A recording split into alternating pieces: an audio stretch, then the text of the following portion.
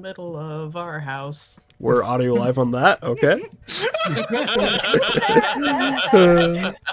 Hello. Nice.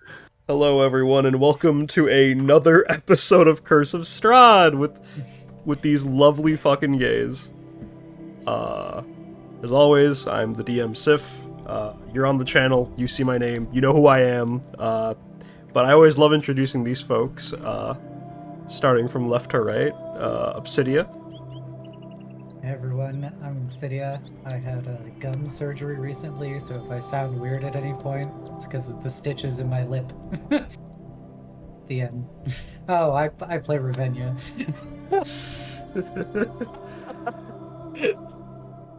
You're good, Obs. Alright. Next up, Lily.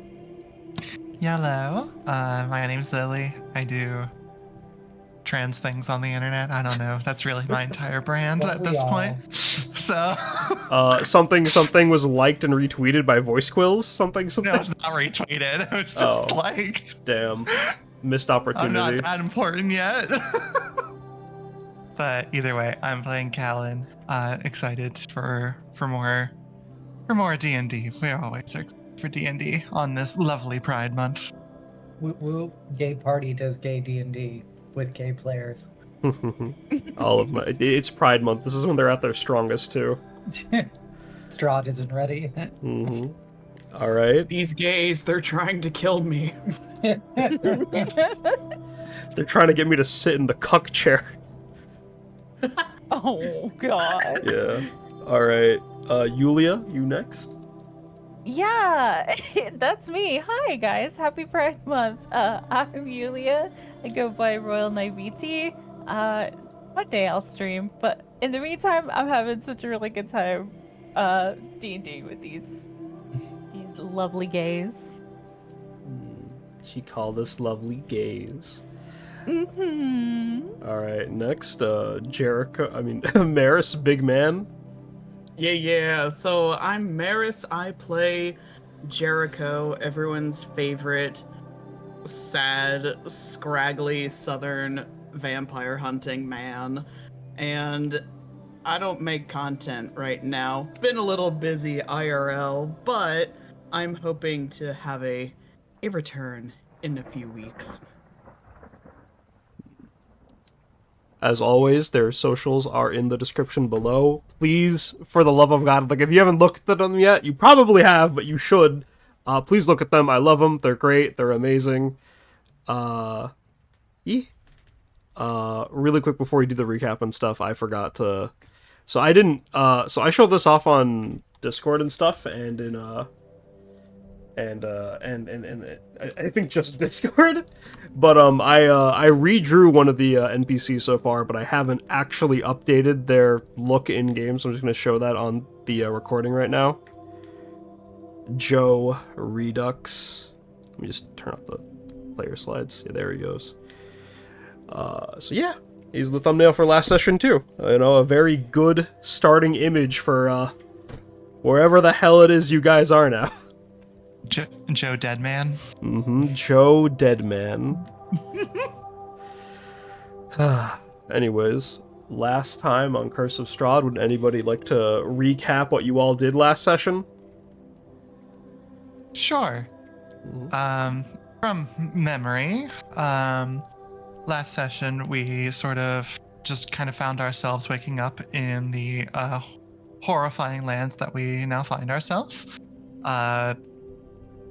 We basically slowly freed ourselves from our bonds through various means, and Ravenia went to investigate, upon not seeing her sister, went to investigate a bag which seemed to have a body-like shape, only to find a pile of bones. Nonetheless, Ravenia was horrified at not knowing where her sister was, and we all kind of began to gather together, share comfort, as well as realizing that there is a horrifying mist coming towards us. As upon this realization, Callan essentially said, "Everybody just follow me. I'll get you home, no problem." And they proceeded to wander through the woods at the behest of the druid. I am blanking on her name off the top of my head. Shimmer. Shimmer, yes. And I never said she was a druid, mind you. Oh, I thought you said she was a druid. I said that she attuned the lands, but I didn't. Okay. Something. That's like the druid equivalent of, how wounded are you on a scale of 1 to however many hit points you have. You don't understand. She's a ladrin. A ladrin can just attune to nature or whatever. I don't know. Right.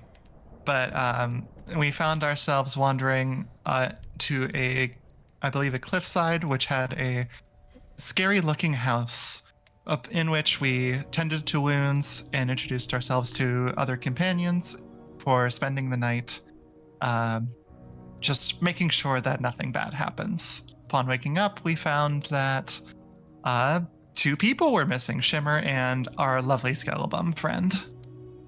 And that's, I think, where we left off. Wait, hold on. Her name's Glimmer. My bad. Oh man! I double-checked the don't even know your own document. NPC names.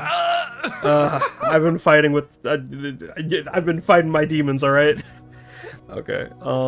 As a reminder for those at home as well, the little companions they found are a dwarf named Grimmel, a half-elf named Mark, the Eladrin Glimmer, the elven silver paladin Fidan, and old Skelly Joe, old skeleton man Joe.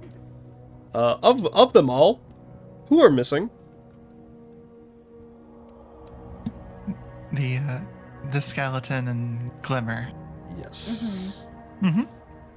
So we'll get right back to that as Fidan has asked you all to convene in the lobby upon realizing his companion did not come back late at night, and there was a skeleton there. Now there isn't.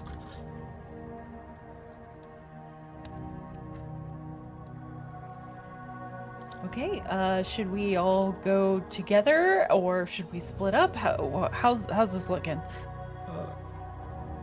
Grimmel raises his hand.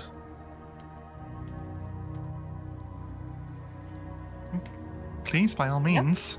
As Yeah, you could just talk out loud. it's traditional dwarven debate technique to give everyone a chance to speak with a hand raise. I say that Mark and I will stay here to watch the exit. I didn't like that skeleton, and I don't think he'd have gone outside, cowardly as he is. So we'll stay here and make sure no one gets past. Okay. Mark affirms with that, unless you guys have any objections to that. No, that sounds good to me. Is everyone else want to look for them then? We're Team A, Team B?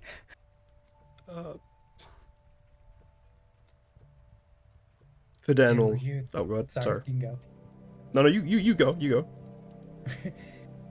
Do you think they ran afoul of whatever spirits inhabited this place?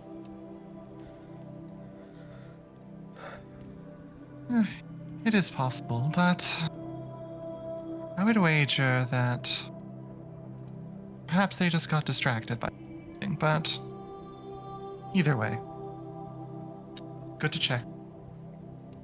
It'll speak up and go, well, yes, I don't think it could have been the spirits. Glimmer made sure we were welcome here, so we are. I think it's more in her nature for her to get lost and drag someone else along for the ride. They're probably in a secret cubby in this house somewhere, yeah? If that's the case, then my worry. She'll be back. Trying to stay positive, but thank you for keeping it realistic. There's a chance that they're stuck in said cubby. Well, it has been, what, 3 or 4 hours since we last saw them?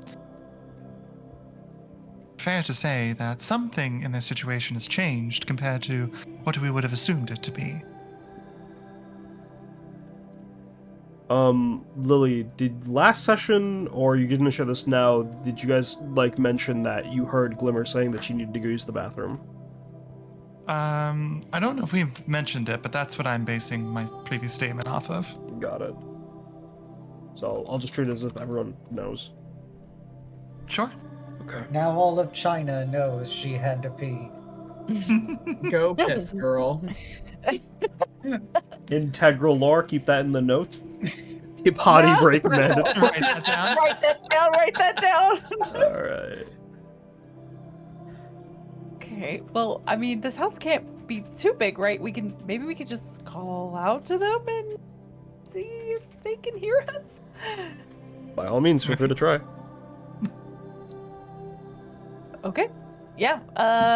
That's what Wark is gonna do then. He's gonna start just shouting. You guys done in there?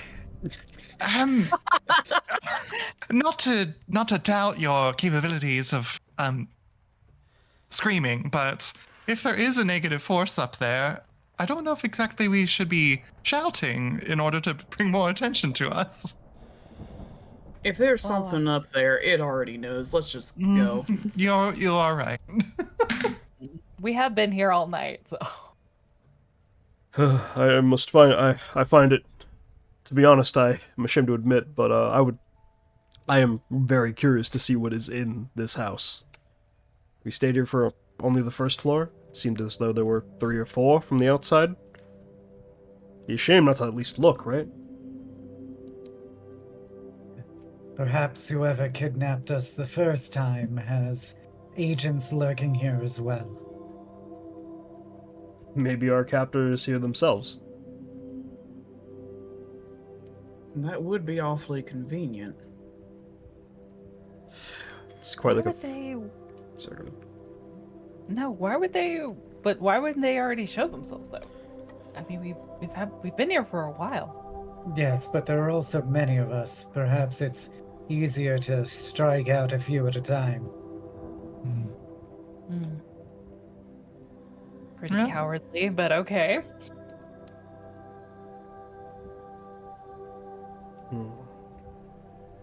By all means, then, I recommend we head upstairs post haste to try and make sure that if something bad has befallen our dear friends, that we can fix it. I will take this opportunity before we go exploring the evil haunted house to cast mage armor on myself. Fair call. Go without saying. It's part of your morning routine. It's like part of your skincare, you know? Like I'm not gonna question it. Alright. If you guys are going upstairs, place yourselves here. Actually, I have an NPC. I can just put him there as a marker for you guys. It's great.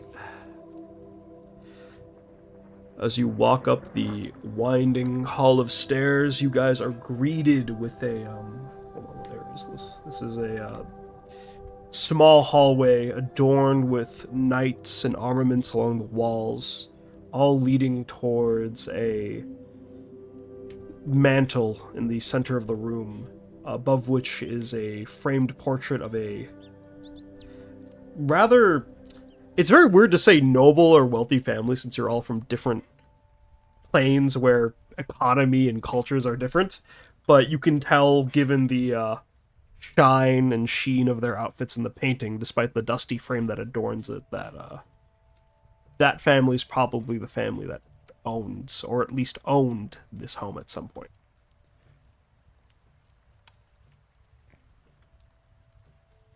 And anything metallic in the room has long since rusted.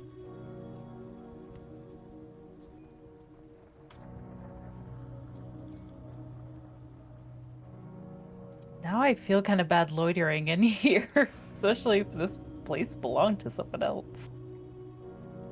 Well, take comfort in knowing that.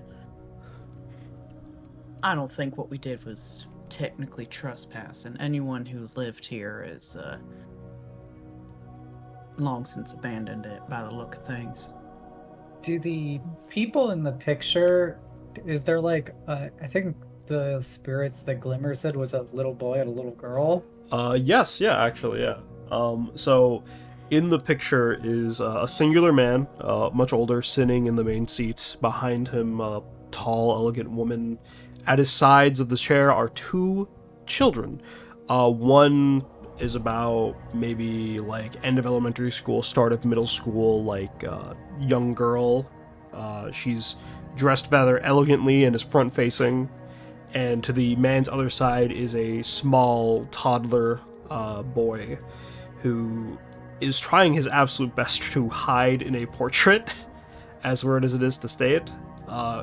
In the boy's like other hand, there's a small little teddy bear he's like putting in front of himself.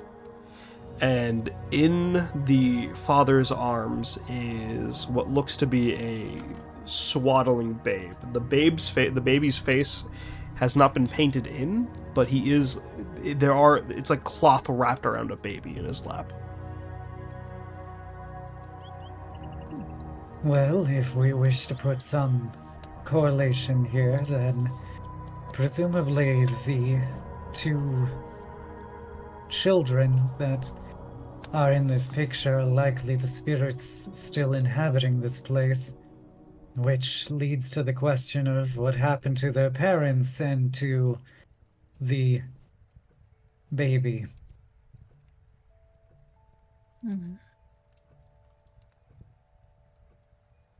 This is them, then that means that they perished pretty shortly after taking this portrait. Likely as a surprise, though I'm not sure if I saw any exact signs of struggles to enter this abode. So, fascinating. You don't think their bodies are still in here, do you? It's possible the skeletons are still in here, if anything. Ooh. I mean, there was one skeleton here at least. Ravenia will put a hand delicately on Warwick's arm and look up at him and go, "Do not worry, Warwick. I will protect you."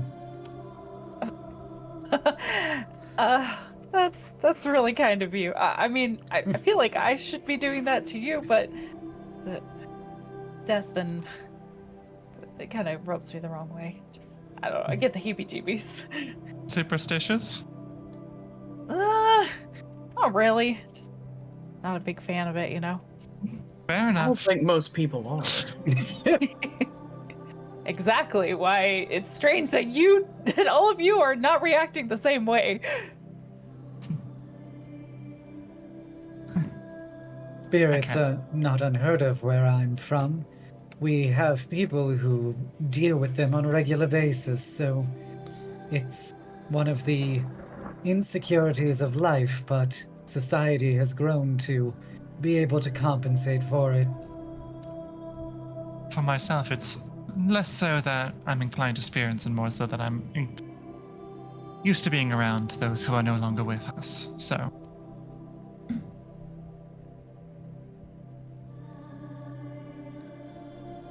We should investigate some of these other rooms. No reason to dally.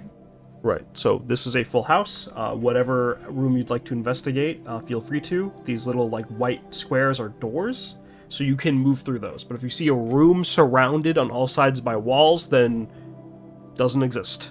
It's not real. Don't look at it.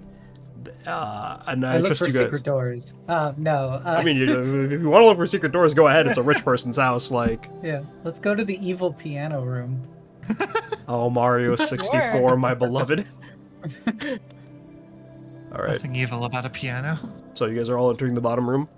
Rich Sure. people having a piano in their haunted house. It's 100% evil. True. Feel free to move in. As you all have entered this large conservatory, it's covered in cobwebs. The upholstery on the chairs that are like seated against the sides of the walls has come undone. The stained glass has been boarded over, most of it, and it looks more recent than the house itself.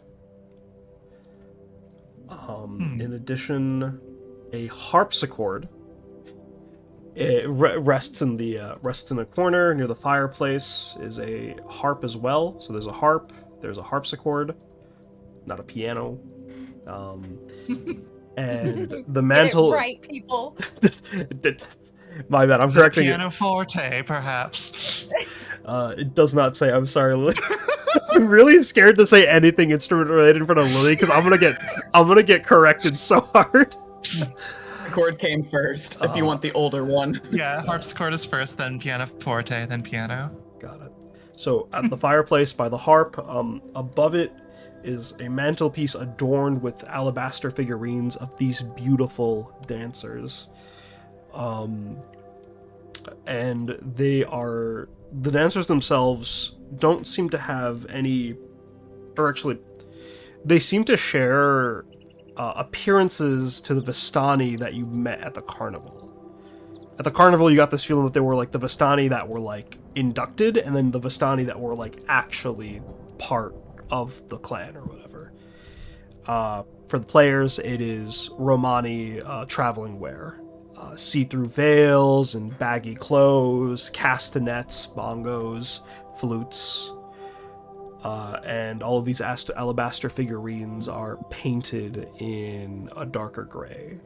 There are more details, but you guys should take a look if you want those. I don't know, investigate, look around the room a little bit. Yeah, this certainly was a person of much wealth, considering that they had a parlor specifically for entertaining. But just kind of go take a look at. Actually, no. She's mostly gonna stay put right by the door, watching to make sure that nothing else happens. But it's just, it's just going to kind of take a very general look around. I can keep an eye on the door if you want to take a gander. Yay. You know what? I think I shall then. I appreciate you. Works the harpsichord. He's just gonna try to play a few, just like kind of poke at it. Camptown ladies. Camptown ladies. The Camptown ladies. There are sheets of music on the harpsichord itself, Warwick. And if you could read them, that'd be great. Unfortunately, not due to your lack of musical ability, these notes have been crossed over with note after note after note. And while you can't make out the exact language of the words, it feels wrong. It feels sinister to be looking at this. Like, the music played here was not for entertainment. Callan, Ravenna, are you guys at the fireplace? Are you? Yeah, I'm just gonna look at the fireplace in general.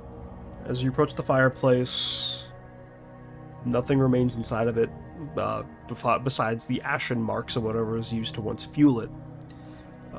As you approach the dancer figurines and get a closer look upon them, you note that among the dancers, there are those who have no skin, no meat, that are just entire skeletons in the same garb.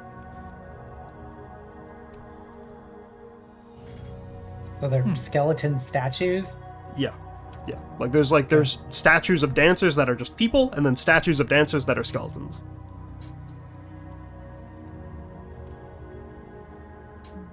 No, I'm not exactly familiar with their culture, evidently, but why would you have figures of skeletons amongst the living as well? Well, I'm glad I'm on the other side of the room. Ravenna will shrug and go, it could represent the various states of life. We all range from skeletons to living flesh.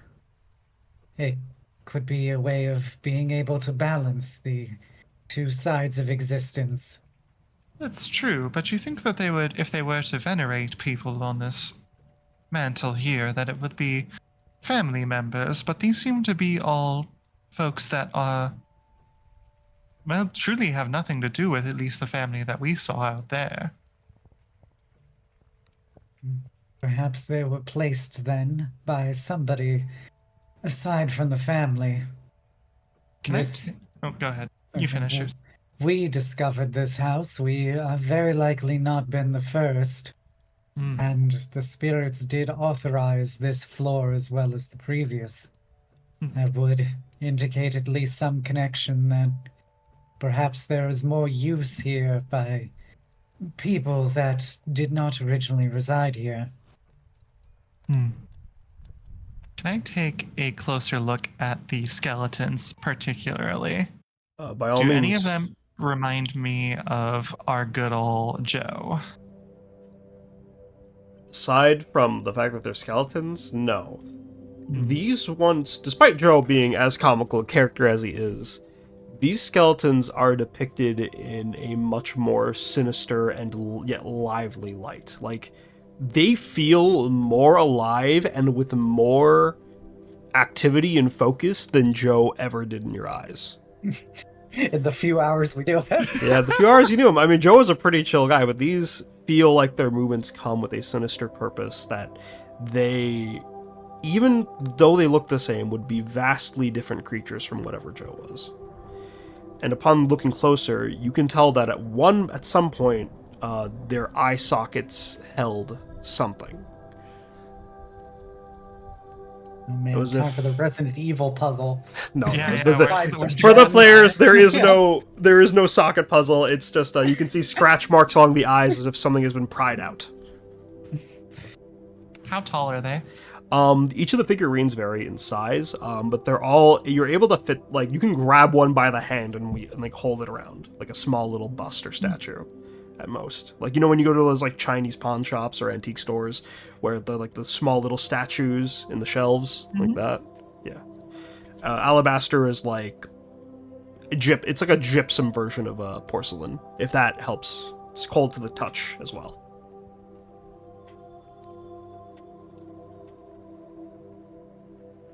Huh. Afraid I'm not very good at investigating, if I'm being honest, but we're looking for a bathroom. It certainly isn't in here. I fear as though there were no steps or signs of them walking in either. The doorknob and the entry this entire room is still dusty. I doubt they would have come, but Jericho, do you mind saying a prayer for me? As he pulls out a sword and like aims it at the harp. What sort of prayer? One to help sanctify this sinister place. Just something to make this room better. I care not which god you pay for, but he fucking smashes down the harp as it as you look closely at it, as the gleam of whatever light comes from the stained windows bounces off his blade onto the remains of the harp, you see that it is made of bone and hair, and flecks of dried blood shimmer across the hair. The hair itself is long, white, maybe hints of blonde here and there, but it's old and wiry. It couldn't have been anyone's hair here. Was this harp always like this, or did it suddenly transform after he hit it? It was always like that. It's a dark room, and I drew attention to the fireplace. It's like, I feel like the human-constructed harp would have been a bit of a tell in the Okay, room. okay. So when I say it's made of bone, it's like ivory when it's carved. So from a distance, it looks like an ornate harp. But if you take one closer look at it, and it's like, huh, this isn't like whatever wiring they use for harps. It's hair. Huh. This harp is like really like bone white. Why are there cracks in this? You know? Why do I see bone marrow inside of it? Okay. Yeah, it's like that. To be fair, glancing at a harp, you're not gonna instantly be like, that looks like a human. True. You're gonna be like, that's a weird looking harp. Now it brings up a lot of questions about your harpsichord piano thing. It's normal. Oh, The harpsichord is Warwick's gonna love fine. that part. It's just got That's away. it's just got some fucked fucking notes on it.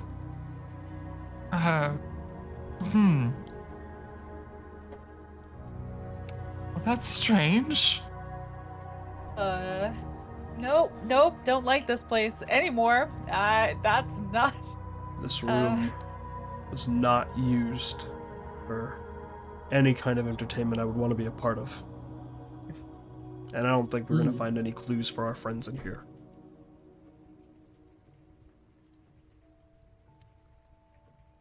Just gonna wait by the door with Jericho. Well, I'm ready to leave then. I'm coming.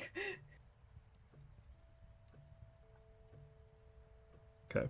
All right.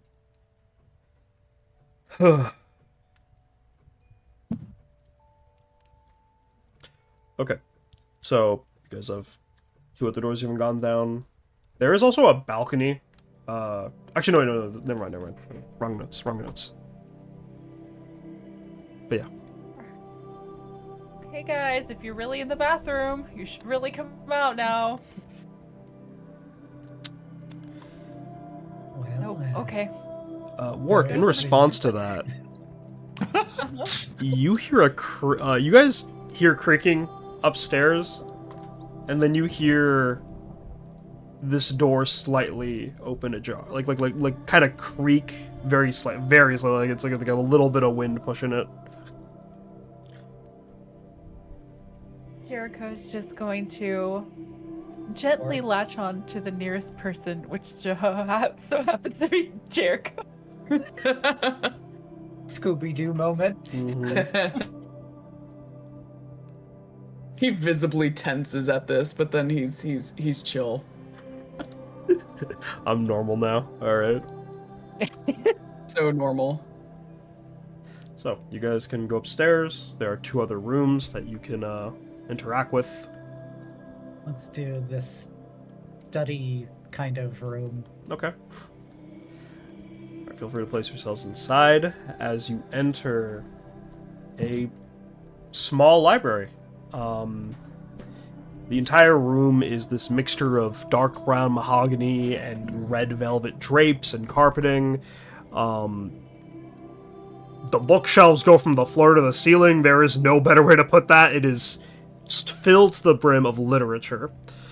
Upon the desk itself, you see a variety of things: ink, quills, letter kit, parchment, etc.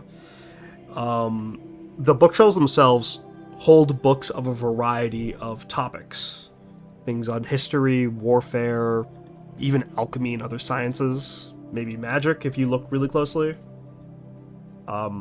They look to be in fairly good condition too, despite how old the rest of the house looks.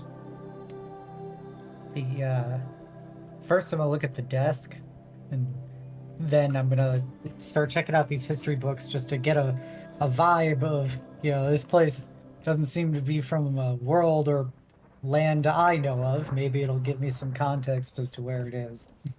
Gotcha. Okay.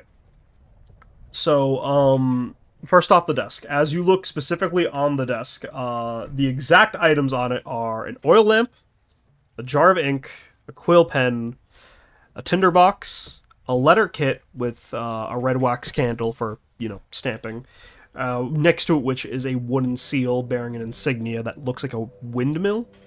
The parchment box is nowhere near full, as there's only about 3 or 4 sheets of parchment left. And there is and one of the quills is on the table with dried ink. There are ink smudges on the table as well, as if a letter was hastily written at some point. If you look inside the desk, you find nothing much. Dust, maybe some bugs, some decaying paper with letters for orders for materials or supplies, or telling people what to do for work, and a strange iron key that you can go ahead and take. Oh, now we're going Resident Evil. Let's yeah. The key itself is square at the end with little barbs sticking out of it. I like it by the handle side. I inspected in my inventory.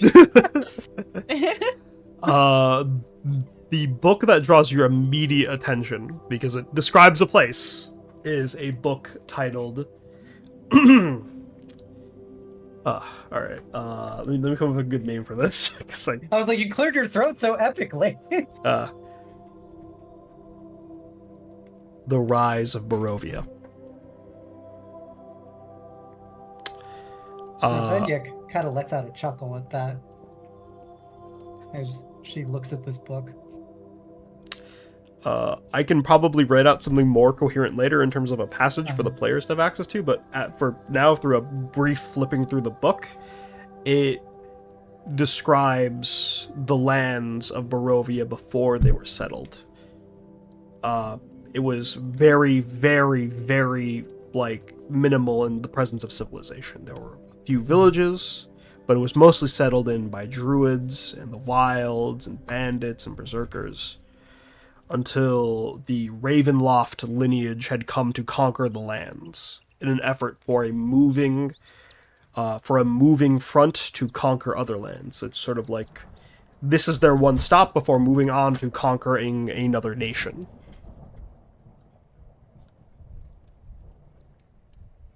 As you quickly skim through the book, various names are crossed out. So it doesn't tell you exactly who founded the land of Barovia, who led the conquest, who betrayed their people, etc. And these aren't all the same guy either. You can tell from the little bits of letters that peer out through the ink that crossed it out, the ink crossing it out, that these are different people. You guys try to find these people in other books, you will note that through a lot of the books, a lot of names and concepts have been crossed out as well.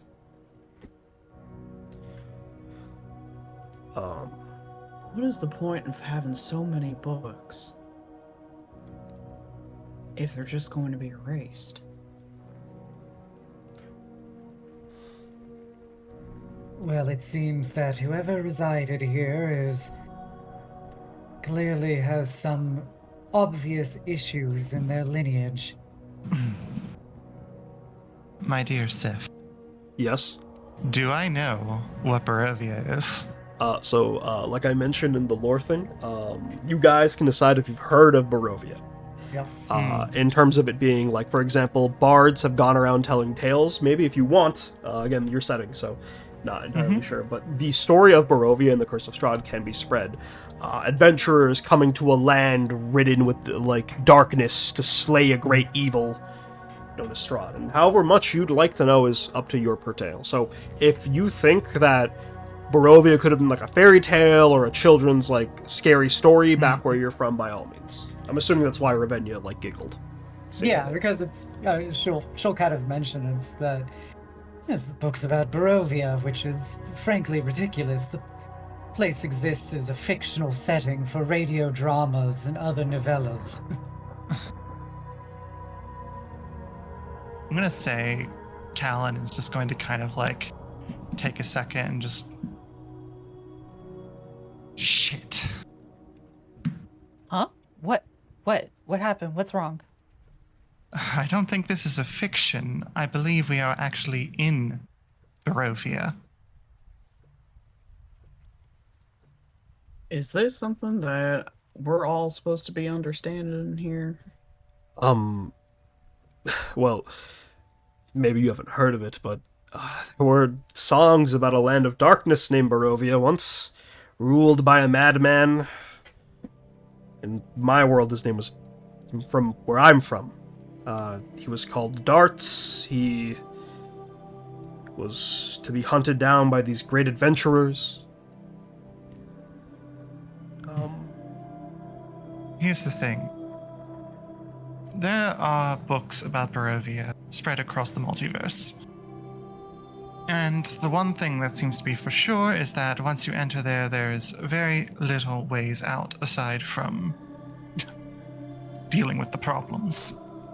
And considering these stories have existed for what I can only assume is millennia, not very many people have had the opportunity.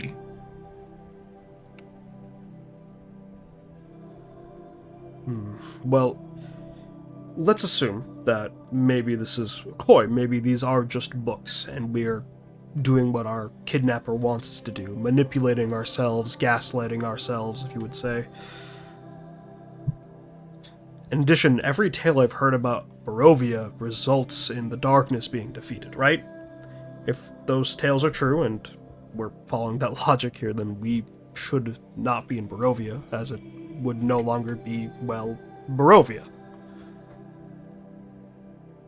Correct. The Mad Count is always defeated by the intrepid hero. It's the standard way that the stories go.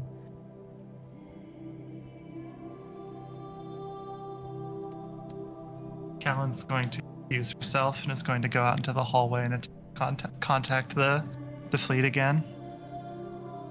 Bzz, bzz, bzz, bzz, bzz. That complete radio silence. It is just static.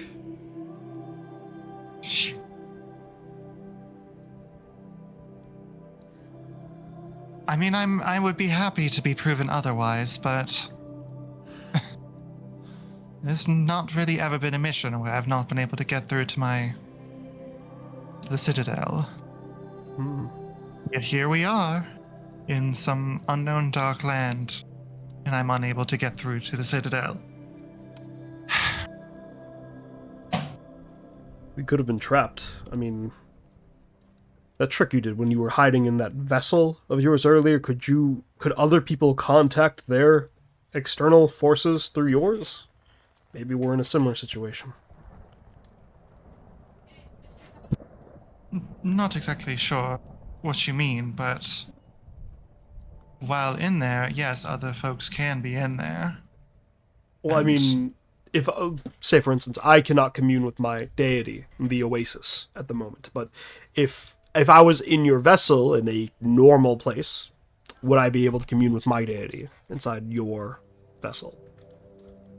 Well, I assume so, yes.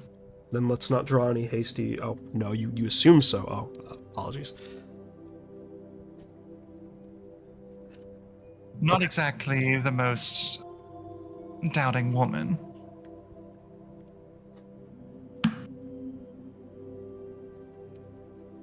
It's besides the point.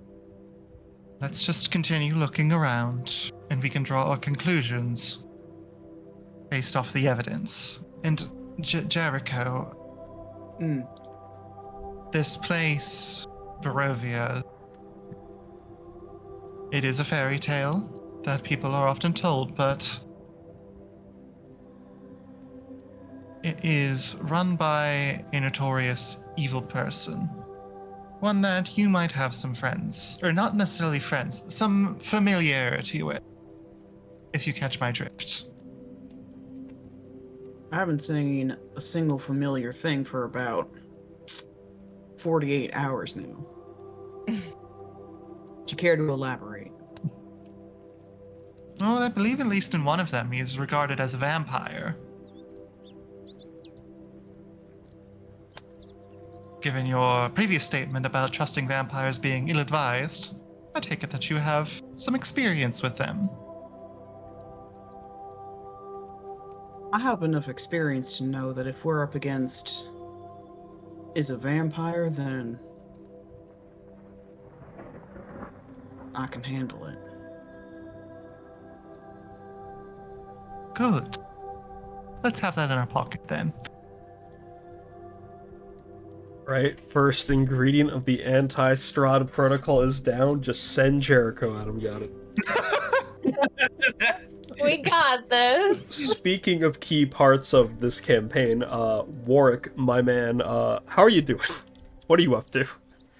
He's kind of just, for as large as he is, kind of shrinking into himself. Not just kind of looking around, being a bit cautious, but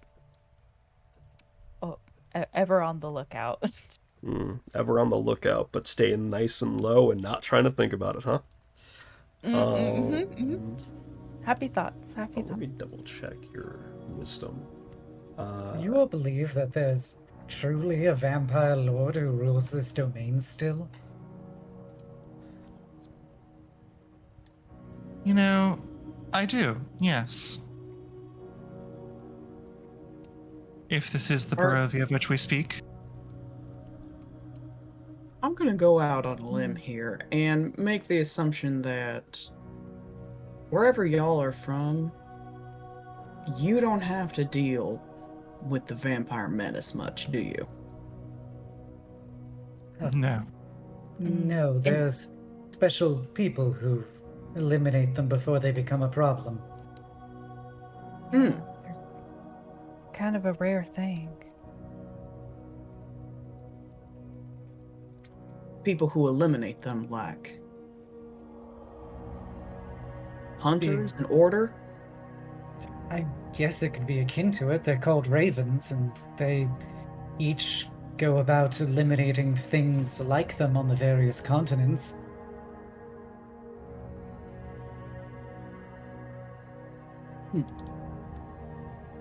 Warg, Using oh, sorry, go ahead. expertise. Hmm? Care to enlighten us? Sorry, what'd you say to work? I was gonna ask Warg for a perception check, but finish this RP first. Lily, what did you say? I was just saying, well, you seem to know a lot about this topic. Care to enlighten us? Only spent the entirety of my life fighting them. It's my specialty.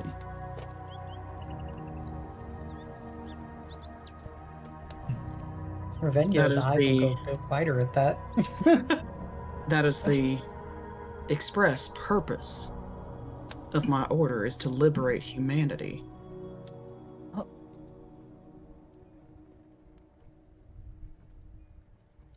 From vampires? How From- many could there possibly be there? Entirely too many.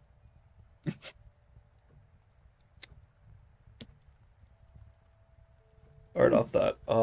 Jericho, off your, Warg, off your 5. Books, words, they hurt, right? So you try not to look at them. I will say, off of 5, you can notice, even you, Warg, at the bottom of the floor, there are scratch marks. They all go in one direction towards the back wall.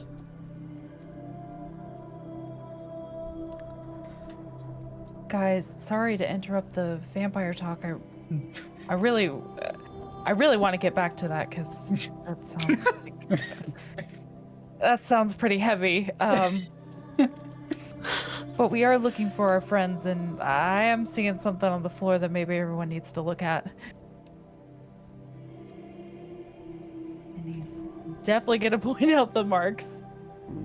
Looks like someone got dragged across the floor. Can I take a look at the particular scratch marks based off of the physique that I know of Glimmer and I guess Joe? Skeletal? Can I assume that, you know, the finger spacing of like the claws match up to someone of her size? While the claws and overall, like, scratching along the floor doesn't look like it could have been dug that deep by either Glimmer or Joe, you note that there are various scratch marks that don't match up where the hands would go. Like, it's like where, like, if you were dragging along somebody wearing jewelry or having weaponry that, like, sort of skidded along the floor with them, it would have gone in this direction with them, yeah. Someone light like them, but the shape is a little wider than either of them were. Someone who wore jewelry or perhaps had a weapon or something scratching along the floor as they were dragged. He'll look to Fadan and just say, did she carry anything on her person? Anything like a weapon? Of course, she had her dagger for safekeeping. I think that's too small for what I'm seeing. I'm not that this is going to be particularly comforting, but I'm not sure these belong to your friends. They still lead somewhere, though, right? They can't just disappear into nothing. I mean, Right. You said they're going towards the back wall? Over towards here? the back wall. Yep. Okay. I'm going over there and gonna The try to What? press my hands against it, see if anything moves, if there's like a crack underneath. So that's a window. My bad. I should have clarified these Oh. little blue strips here, or slits or windows. Windows. So they're Oh. dragged towards the window? The scratch were dragged marks, while they do disappear in that spot, they kind of turn towards the side, and there are no scratch marks on the actual like windowsill. They perhaps Okay. turn towards this Yeah. dead space. Yep, Yep, going to follow the obviously follow the claw marks. My bad. If I have to knock over some books along the way to get over there. Yeah, the claw. Destroy the wall. Yeah, you know. Yeah, I mean, by all means, you can. How are you going to tear this wall down? Do you want to like hit it? Do you want to start pulling books down? No, I think it's like that sweeping motion of like taking the books on one side and just kind of just shove them all. Oh, okay, just like swipe them off. You Yeah, do that swipe them off. until you get down to like the third or fourth row, and then as you do that, there's like a stuck noise along the row. And then you push and push with all your might, and you guys hear like the creaking of gears and this loud crunch noise as work your strong enough. I'm not gonna make you roll for this. You snap something into place. One of the books shifts in a really awkward position, just hanging there while the rest of the books fly off. And the bookshelf creaks open for what is probably the first time in centuries. I'm gonna. Where's like a. Yeah, here, I'll just draw a little. This is now open. This wall is now a blue door, or bookshelf. Warwick, as you open the door, do you know what you've won? Do you know what little thing you get to see, buddy? Oh boy, I prize! Yay! What The is it? walls are decorated with scrolls, open and all bent and like hanging down. There are candles along the walls as well. All sorts of ingredients and reagents and shelves along the walls.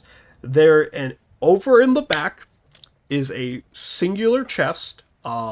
It has chicken legs. It's entirely metal. It's standing on a pair of chicken legs, like Baba Yaga's house. And on top of it,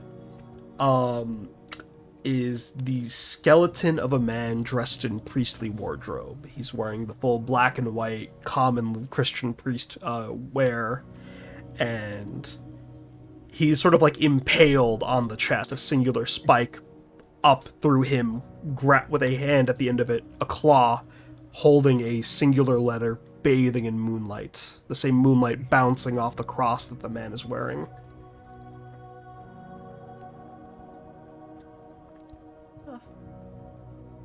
Damn it. Everything okay back there? No, not really. If you call people being impaled a good thing. Pardon? Impaled? Jericho will approach. You're gonna have to climb Take over a- the wall of Y'all are books, gonna want to but, see this. Yeah. Oh my Takes a peek in. Uh-huh. That's not possible.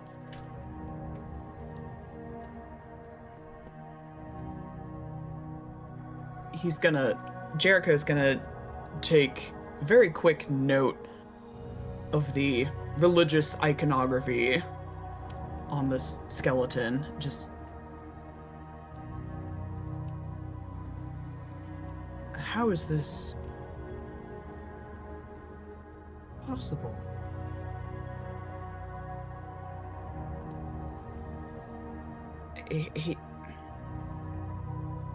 This man is wearing the symbols of my order.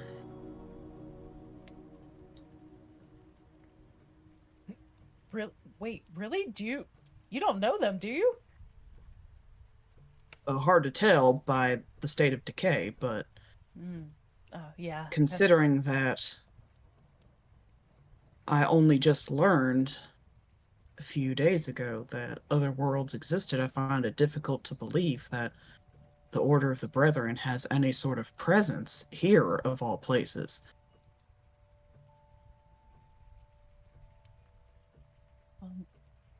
Is there Considering what you- anything else from your land or god in there? Just a symbol. I mean, his attire is somewhat similar, but it's as similar as all black can usually be. Out of character, Maris, did you give Jericho a Bible in his inventory? You Or know, the equivalent? Yeah. I didn't explicitly, but he would probably have a Yield Pocket Bible, yeah. Oh, okay, then never mind. I was thinking about giving him a copy of the Bible so that you would have it, but I think If he, if he's got it, he'll still take it and Stack up on Bibles. compare notes later. It's not a Bible on Jesus. It is a Bible of the Man of Sorrows. This man, The however, Wish.com version. the incredibly based version written by Maris. Yes.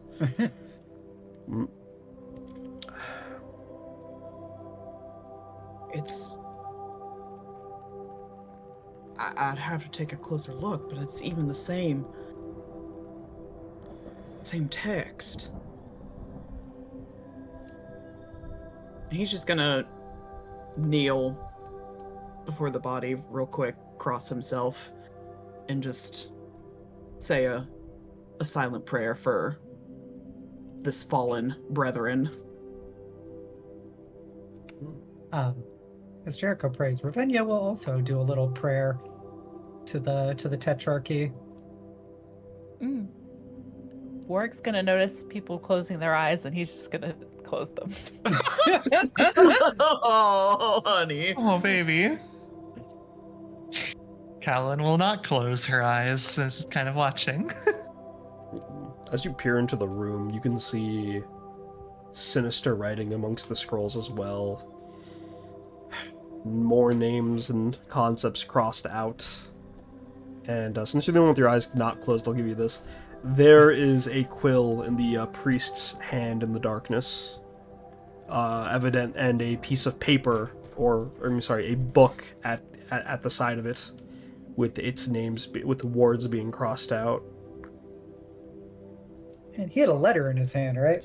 There was a letter in like the spire thing that he's impaled on. Yes. Oh, gotcha. So it's like this really metal thing of like his chest, and then a spire coming through it with the rosary around it, and like a letter at the end of it. Such Catholic imagery. Callan, completely ignoring the holy moment that is currently going on, is going to go and reach for the letter. All right. Would you like to read it? I would love to read it. As you open the letter. To my most pathetic and devoted servant, I am not your Messiah. I have not come to save you from the dark powers that be, nor lead you to them. However many you have sacrificed in your god-awful, desecrated altar, no matter how many visitors you've tortured, no matter what treasures they bring that you've taken, you will always remain as the worms beneath the very earth I walk upon. You are not cursed. You are not abandoned. You abandoned love itself for madness. You took solace in the bosom of another woman, and you sired a stillborn.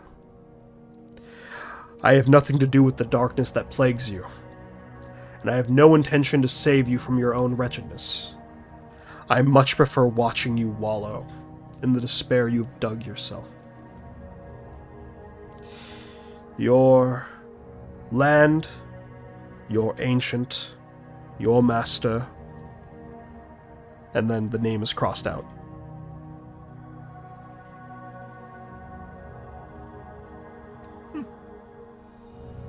Seems whoever this person was, they were a bit of a heretic.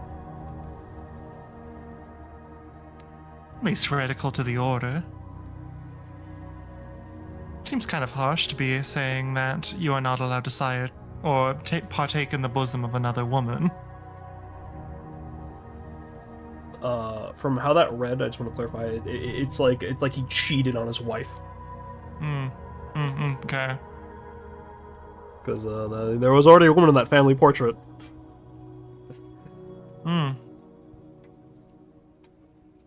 Yeah. It's not exactly. I think Callan wouldn't flag to her about cheating. I don't think it would. Got it. Just making sure, Queen. Yeah. Thank you. Noted. That's definitely something I didn't quite pick up on, but I'm noting that Callan would not flag that as weird. You got Yeah, it. he cheated on his wife and had a stillborn kid because of it. Yeah. Correlation does not equate causation, but I Don't cheat on your wife, guys. Judging in his letter. I'm just gonna It's like a hand it listing down of bad to things. They're good. just hand it down to Jericho and say, "Does this seem right with your order?" Well,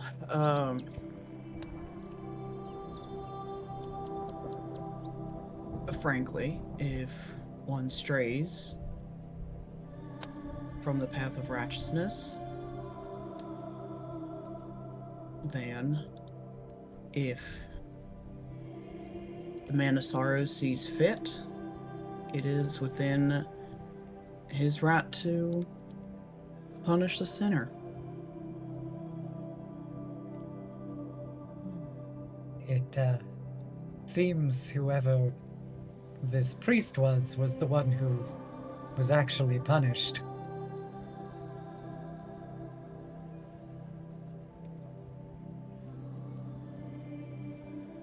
Would have been a murder.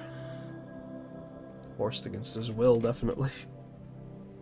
By whoever this letter is addressed to. Presumably. We've garnered all we can from this room. We should move on. Wasn't it like there a chest underneath the dead guy? Yeah, you want to lift the dead guy off of I'm it? just saying, like. Whoa! Alright, come on, big strong war, come on, lift the corpse of the... Perhaps we should I mean, if you actually want the chest. remove the body and see what they were trying to hide in here, aside from the cadaver himself. Would you Here, allow me. He'll try to unimpale the corpse and try to move it as delicately as possible. You set the corpse aside, best as you can, in the library with the moonlight facing it. Seems like it would thank you if it could. As you open the chest, I'm assuming Ravenna at this point, now that there's a corpse on top of it. Inside the chest are 3 spell scrolls that have lost any sense of magic. Boo. It's as if it expired, which takes Yeah. an enormous amount of time. There are several blank books with leather covers, just seems to be good journal material. And importantly for the players is a signed will and 2 deeds. A deed to the house itself and a deed to a windmill. The will itself designates as signed by Gustav and Elizabeth Durst. Gustav, Gustav, and Durst is Durst. That the property of the house, the windmill, and all other family belongings will fall to their 2 children, Rosavalda and Thornbolt. Thorn and then Boldt. In the event of their deaths. The deed to the windmill indicates that it's south of some town called Vlaki. I'm assuming you take those with you, yeah? Yeah. Okay. And that should be everything in that room. At this point.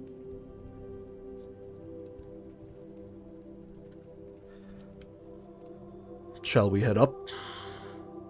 Still got the other room here. Oh, that's right. The bathroom, presumably plus bed. As you take a look inside the door that creaked open, you see a small servant's quarters, and you see the bathroom. There's nothing in the toilet. There's no skibbity in this. There's no skibbity in Barovia. There is a broken mirror with its shards piling in the sink. And blood dripping down from the shattered mirror into the sink as well. Fresh. Fresh.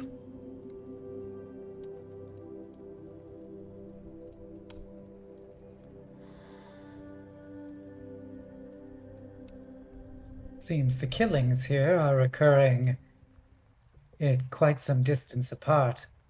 If the chest was anything to give it away, that had been many, many centuries of abandonment for those scrolls to lose their potency.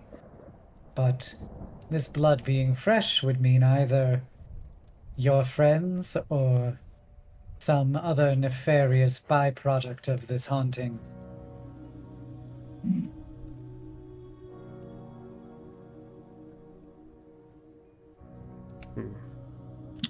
Do either one of you, I suppose 3 of you that seem to be attuned to the divine, you checked yesterday and found no such evil presence. Has that changed? I Well, wouldn't necessarily say there is no evil presence. Quite frankly, the very air around us in this place practically reeks of an evil aura. But, that being said, I couldn't find any imminent threats. Right. It was just kind of a bad feeling everywhere. But, that being said, I'll certainly check again. I will let you know right now that if you fire for Divine Sense, the same reading as yesterday, and it feels just as trapped as it did before within the walls of this home. All permeating down to the first floor itself. You feel the full reach of your Divine Sense, and it still feels disgusting in here, as if it was like a hot, humid day of evil, but there is no particular entity moving with malicious intent in a dark manner. No, it's almost as if it's... I don't know how to describe it, like it's the house itself. The bones of this house. It's just been seeped through. But there's not a presence, per se. Well, then might I recommend that we speed things along and get the hell out of here as soon as we possibly can? After securing I agree. my friend. Oh, Of course, of course. yes. To the 3rd floor, quickly. And she'll gesture to have everyone. Okay, Leave. please place yourselves here.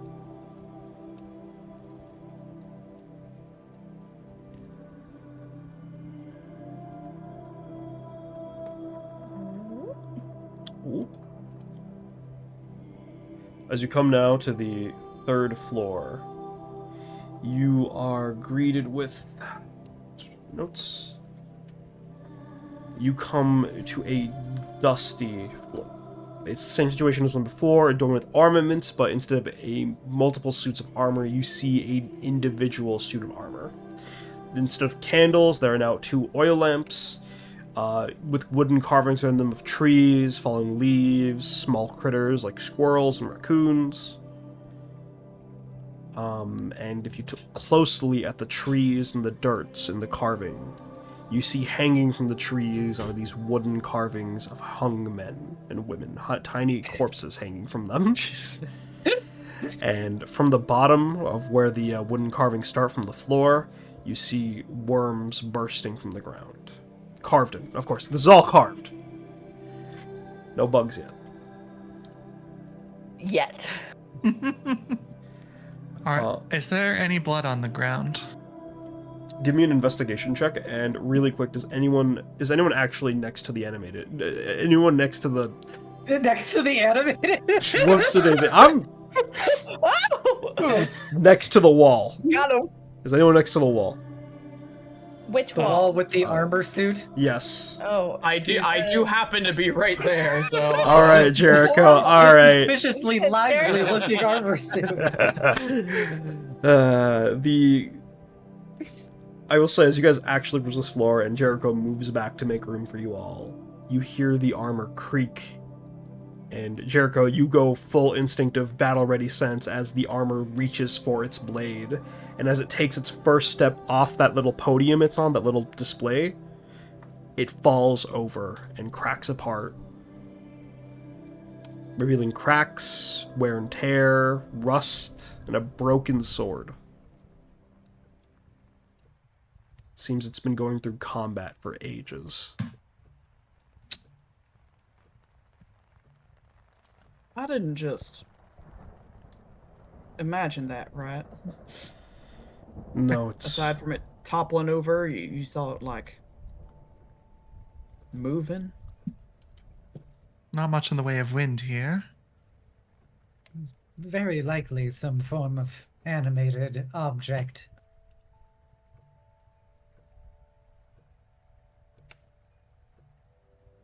So, Sif, I don't Yeah? know what the investigation check was for, but I rolled a 17. Oh, you rolled it. I'm so sorry. It's not on the... okay, there we go. Okay, so off of 17, absolutely. All right, let me double check where this would be. Yada, yada, yada. You see blood. Like, fresh blood from the staircase going down this way. But off your 17, every time you blink your eyes and as you're investigating it, you notice that the blood is not evaporating. It's as if someone was taking like a magic scrubby and just sort of like erasing it. It's as if the house itself was devouring the blood, trying to remove it from existing on this floor.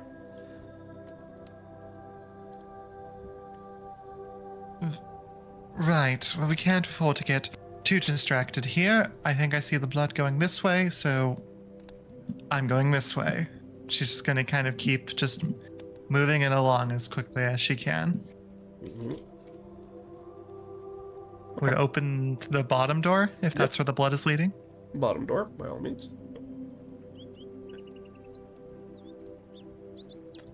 You come into a small guest room. Adjacent to it is a bathroom, inside of which is a chimney, a balcony, and inside of which, most notably, is a corpse in the bed. This one... I'm sorry, Work, my guy. You know what you're here for. He's trying to get used to it. He is. You know. You find the aged corpse of an aged, rested body. Like it's like someone who died in their sleep. It hasn't fully decayed yet, but you can see the skin is starting to give way. And it seems to be an older elven man, wrapped in the blanket, tucked in one last time. To his side are some books and maps. Most noticeably, a compass and a protractor remain at the base, on the floor next to the bed. And if you look at the maps... yeah, she would.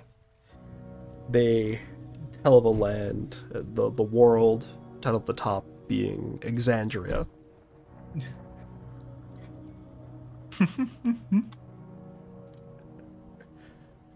Oh. Warwick? Huh? Would you mind taking a look at something here? Yeah, of course. Walks in, sees dead body that Callan's gesturing towards. Wait, Please don't mind the dead body. It's besides the point. This map. It's a little hard to do so, but okay. Oh, please, it's just a dead body. Yeah. Right, just a dead body. Okay, what about the map? Does this look familiar to you?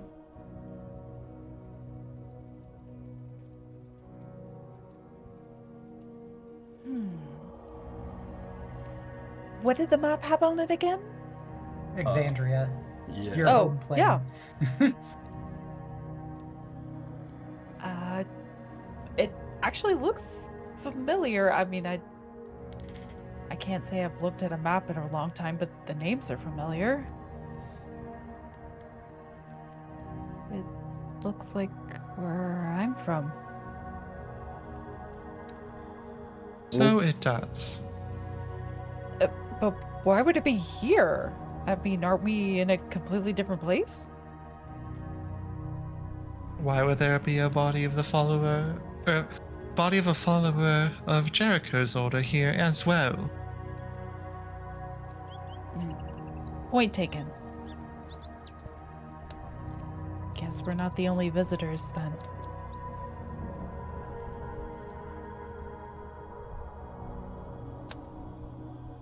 The blood continues into this closet. And, Fid is just gonna fucking kick that shit to the side, revealing an entryway to some stairs.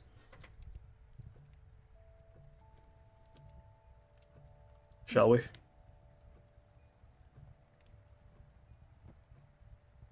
Yeah. Okay, if there's nothing else and you're going up the attic, or up these stairs to the attic, please place yourselves here to the right.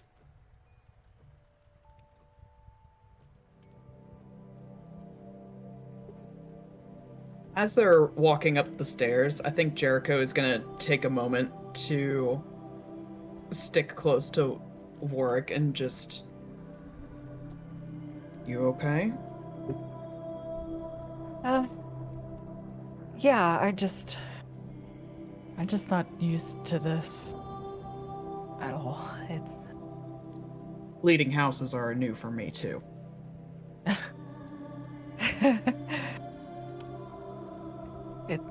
but I feel okay around you guys. I mean, you all are so calm about it.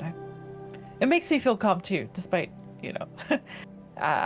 I'm trying not to freak out. Honestly, I am.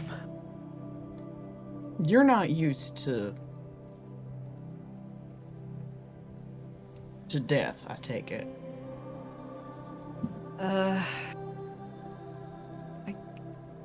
guess it's not really that. It's just I just don't like it. I mean, I've seen people die.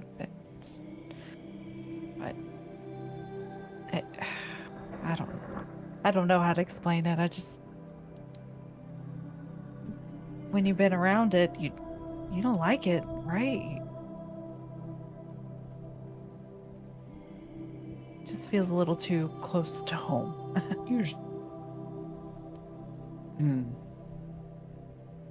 Usually what I like has little to do with it.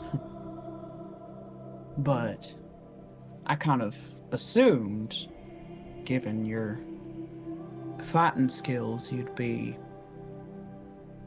acclimated. But if that's not the case, that probably makes you a better man than any of us here. Can't say I enjoy doing something like that, but I mean, given where you came from, what you've been talking about, the vampires and all that, I'm sure you've probably seen your fair share. I have. And it's something I like to prevent, if I can. Yeah. Bread and happiness doesn't really come with the whole killing stuff, but you gotta do what you gotta do. It can if you kill the right people.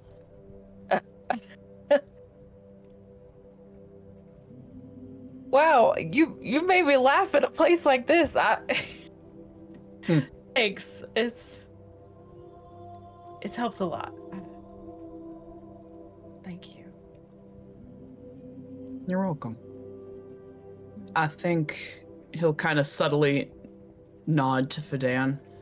I think our friends could use a a strong front. Right, I'm on it. Let's go. Yeah. So, Just Jericho gonna and get this Fidel. big old toothy grin, and we're gonna go. Strong core, strong core. As you come to the upper floor, the house hasn't exactly finished eating away at the blood spills, so there's a very obvious blood trail from these stairs up to this wall, disappearing underneath.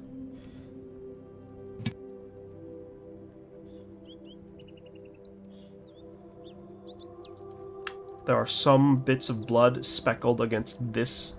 This door with the dot, by the way, is a door with a padlock on it. There's some blood stains on the padlock itself, giving away fingerprints. Does it look to still be in a good condition, just considering that a lot of other metal items have been rusty?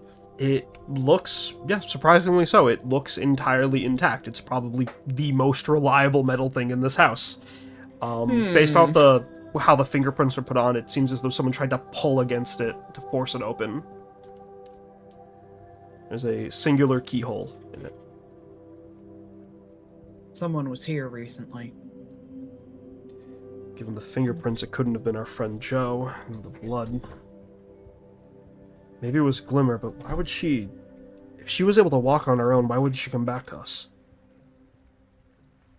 You would think if she were in danger, she would lean towards coming to us and not going deeper. Something could have dragged her. The way she I grabbed feel this... with the amount of haunting this house already possesses, that there are very likely malignant entities within it that could presumably overpower her, any of us. In terms of possession? I meant more in a physical sense. The spiritual entities can still exert some level of influence on, well, I won't necessarily say reality, but the more corporeal realm. It's possible. If we brought Mark with us to lockpick this lock, that would be great, but... Him and Grimmel are downstairs. Thankfully, Oh. though, we've got a wealth of muscle. Warwick, you want to give this a shot? Yeah, I'd say I'm pretty handy in it, actually. It is a blood-stained lock.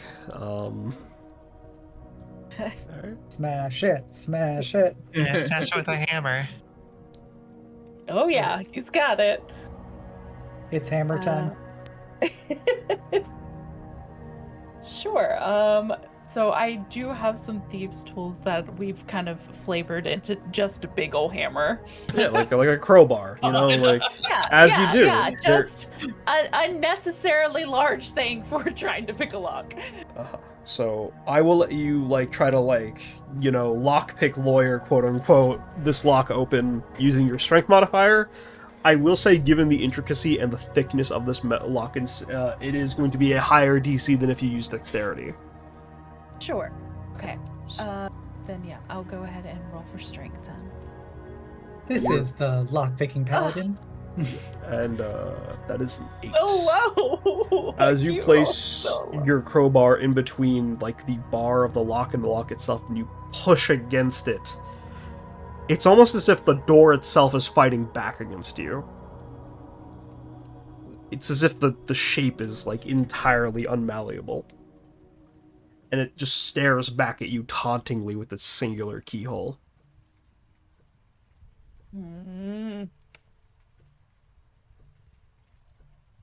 Well, I think it's a little too tough, unfortunately.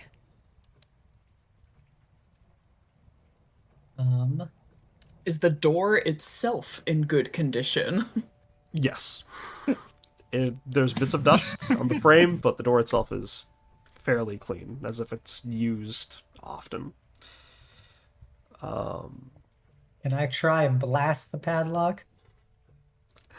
Go ahead, roll me to attack, and then I'm gonna do a thing. Greatest enemy, doors. It's just a chair in the middle of the room, guys. Does a 16 hit? Well, yeah. It's just roll me damage. 9. Ooh. Almost max damage.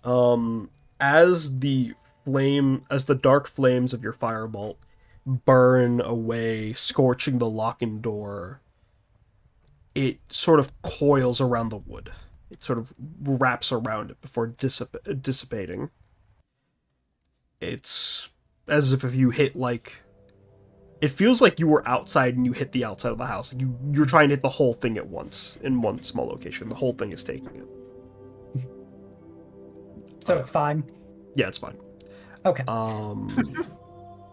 Actually, Ravenia, you feel a small tug on your side in whatever purse or knapsack you use to like keep the will and stuff that you saw earlier.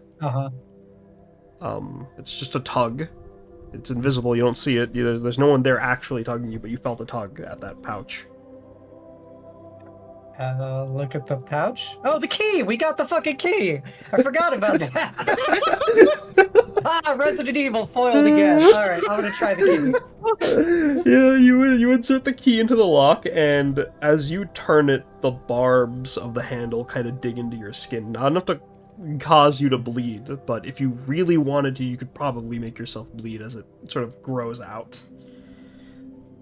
The pad. If you wanted to. If you wanted to. If for some crazy reason, if someone wanted to make themselves bleed with this key, they could. I wonder why. The lock pops open and the door opens, revealing a small children's room. In the center of which is, first off, this nice little rug that every child had as a kid. You know, the whole town, the streets and stuff. And then on top of that are the skeletons of 2 children cuddling together with a singular bear between them. On the sides of the room is an open toy chest and a little dollhouse styled exactly after the house you're in. It is wide open, and you see small little figurines that look like yourselves in it.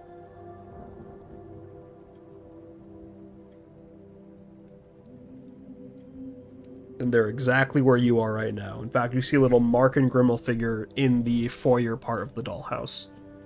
Is there any indication of our lost dolls? No, but you note this house only has the floors you've been on. The first floor, the second floor, the third floor, and the attic, which you guys are in presently. Something feels different about this dollhouse in comparison to everything else, though. Some features feel like they shouldn't be there. Can we lift up the top of the dollhouse, and could we, like, grab our own figures? So you can lift off the roof, that's entirely fine, meant for ease of Agnes. But the moment you reach for your own figure, as you touch it, your hand goes numb, as if it fell asleep.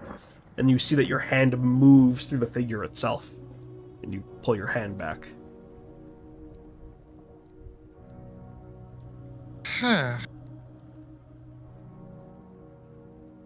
Not exactly familiar with this, but...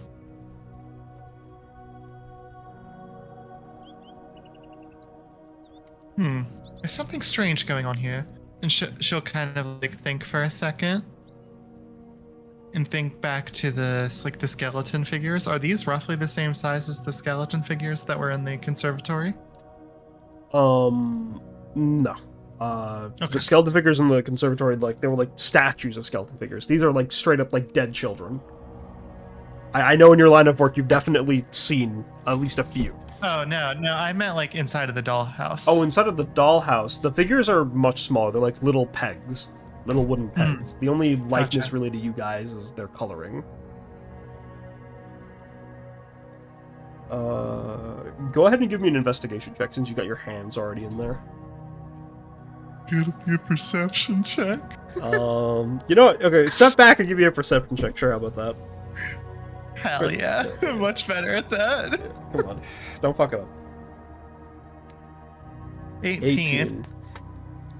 As mentioned before, you guys felt there was something off about this dollhouse, and that is its features. It's got things that you guys didn't see in the house. For example, extra doors. On the first floor, there's actually a little square, sort of like trapdoor shaped button that you can press. In the corner of the den that you guys stayed in for your first night. Then on this There goes floor, our sense of security. and then on this floor, there is a door where that wall is that the blood led into, that you can sort of flick open if you wanted. I think she would flick it open. Okay. Would you hit the trapdoor button on the first floor? On the first floor? Yeah, Yeah, she would. just to see what happened. You see it sort of like as you push down and let go, it flips up, little pressure switch mechanism, and then you see Grimmel's figure look into the door and see it, and then turn to Mark's figure, and then the two of those figures walk into the black space that is that trapdoor, and then like they sort of sink in, they no-clip out. These guys. They should have waited for us. Whatever. You see a hole, you think a dwarf's not gonna go down it? They're just NPCs. They're not people. Oh my god, I can't believe I let an NPC flirt with Warwick, goddamn. Alright. Know your place. And Fidan will note that this wall is now open, the door slipped open, and there are stairs leading down. And now the door itself is open, you guys can hear this echo, this chant. It's too far away to make out, but it is rhythmic, it is passionate, it is zealous in nature, it is heretical, it's a religious chant. Something you would have heard in a church, or something akin to that, back in your own homes. Does it seem to be magically charged? No. Nothing is being... You aren't tasting anything in the air, Ravenia. As Callan sort of comes out to the main hall, she's just going to speak and says, "By the way, I just want to go on the record. I hate this. My missions are normally so straightforward, and this is... Helldivers, when you make them read literature. I don't inspect any of the environmental storytelling. Well, there's a staircase leading down to what is presumably the basement. As you look in the dollhouse, it kind of matches up. Would you like to go down it? Or the trapdoor that you guys opened up? Both are entirely fine. Presumably, whatever is at the root of this is there.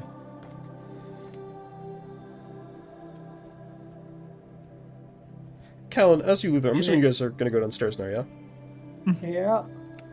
Callan, as you leave the room, you get this, like, sense that somebody's behind you, and you turn to look back at the two dead children.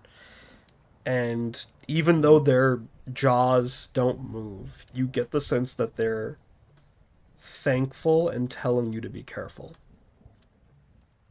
In a very caring manner.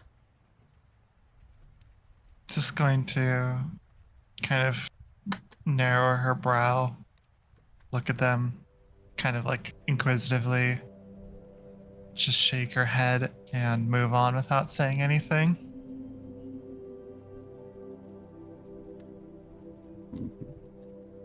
Okay, anything else? Or am I good to take you guys down to the basement? No. That's Take us to the spooky. abyss, DM. You got it. You got it, Let's sir. go. Sir, yes, sir. Please, if you're coming down from that staircase, you guys are, please place yourselves here. And if you don't see it, I have moved you guys, so refresh the page. Can't. Oh, I'm coming, alright. Let's go. Ayo. You guys make your way down this winding staircase with ever so growing chanting coming up. As you reach the bottom, you still can't make out the words, but you come downstairs and you see bodies. Decaying, dying, littered, stacked to walls. Of people of different origins and cultures, etc. You see from the architecture and the little decor around, the sconces, the plaques, you have all arrived into some sort of family crypt beneath the household. The entire thing reeks of death. as you are now in these claustrophobic, tight, narrow hallways. There are plaques here for different members of the Durst family, same down here as well. And down here as well. Down this way is a small plaque reading servants' quarters. And yes. Warwick's taking some deep breaths right now, trying to calm himself down. Okay. Do we really think they're done here? Judging by the blood, it's our best bet. Okay. The blood does continue down south if you guys want to make a straight line for it. Considering everybody is kind of in a I hate this mood, I imagine they would go to try and solve it as soon as possible. Alright, come on down, come on down. Stop in this room first as something catches Callan's eye specifically. Okay. Callan, none of these bodies really scream out to you guys. At this point, you're kind of like used to seeing, like between the first two bodies, there are people from different regions and stuff. But so far, it's mainly just been medieval fantasy wear, right? Leather armor, maybe some plate, maybe some like magical items, nothing crazy. So you get to this room. On the table, splayed out with parts of their body either seemingly bitten out, like chewed out or sawed off, is this Thri-kreen. If you don't know what the Thri-kreen is, it's the bug people race. 4 arms, long legs, mantis-like head. But he's wearing, at least was wearing before it was torn apart, this sort of space Ravager armor. As you remember, Callan, from your own battles for the Citadel, that this armor belonged to the Thri-kreen nation that went to war with your people. Resting on the side of the table is what's normal for you, but advanced for everybody else, a very strange-looking pulse rifle that has not really rusted, but the equivalent of decaying for future technology. There's no traces of rust, but it's breaking apart. I imagine Callan would quickly just kind of pick it up and then immediately enter in like the militaristic thing where you start like taking apart the rifle to kind of see the state that it's in and get a better look into it. As you motion to cock back the gun to see if there's like an ammunition, like a bullet in the chamber, so you can remove for safety's sake. The hammer, as you pull back, slides out, like the lever itself slides back so far the gun sort of breaks in half. Typical. Still. You know what that is? The pulse rifle.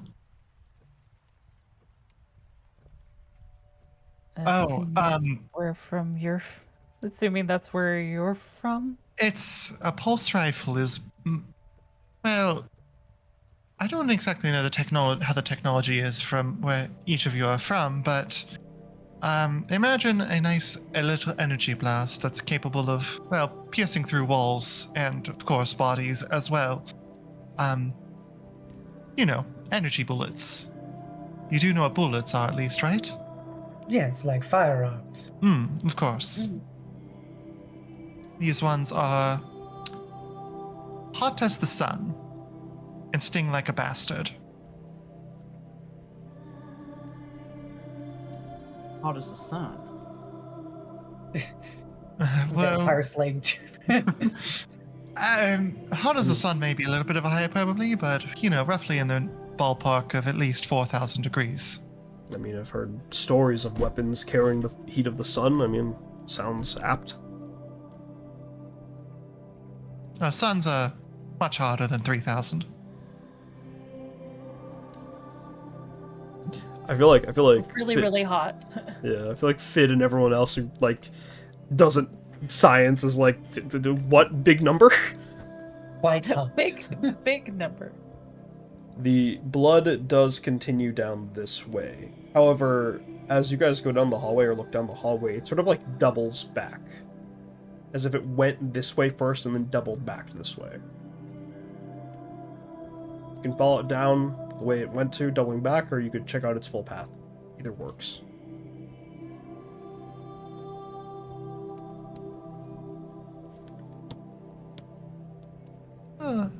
Check out the full path.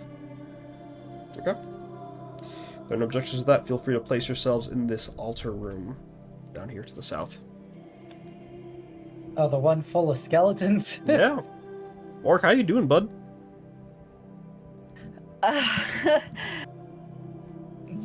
Visibly, he doesn't look okay. I mean, if he could get any greener, he could.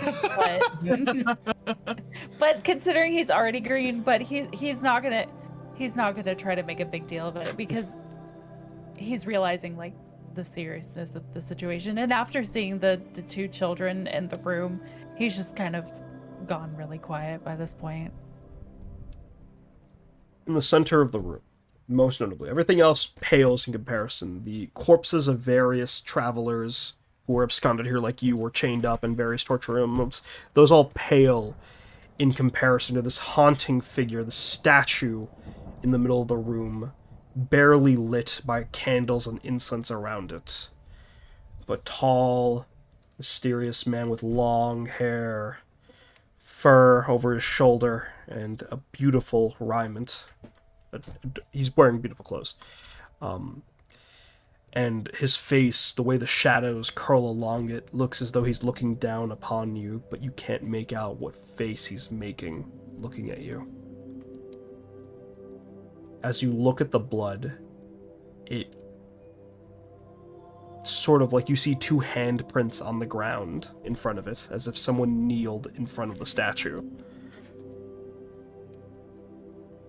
And then blood continues back up and back the other way that you guys saw it go.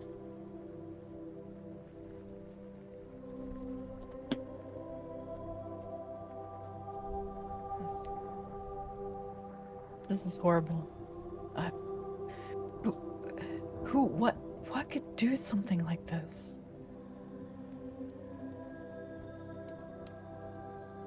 I could think of a few things.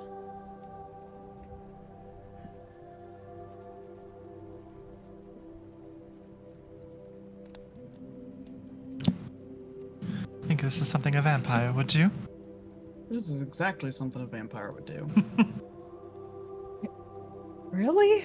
God. That's... Wouldn't they just want to drain the body and be done with it? What's the point of this? What's the point of the ceremony then? Subjugation. Subjugation. Killing Elaborate. killing by itself is not enough to make a kingdom of fear.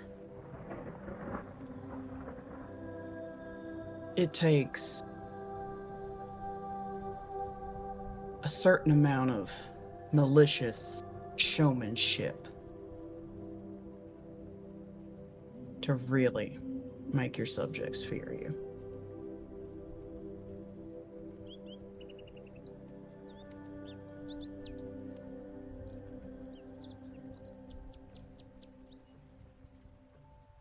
And then his eyes focus upon the blood, tuning out everything you say.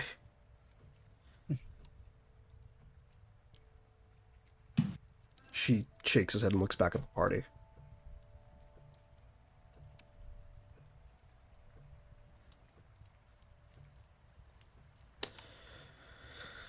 I'm sorry, we should continue, right? Yeah. If anything, let's see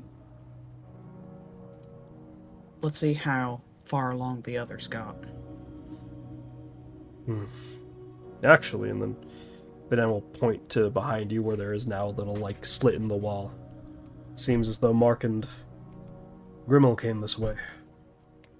Maybe they also followed the trail of blood.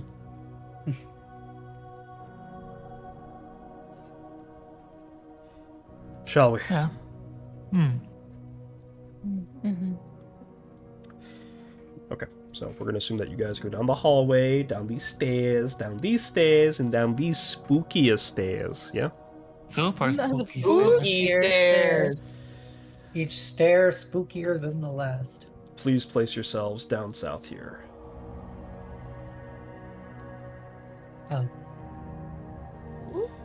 Ravenia will ask Jericho, like, you say that you've killed many vampires before. Do they tend to collect servants? Yes.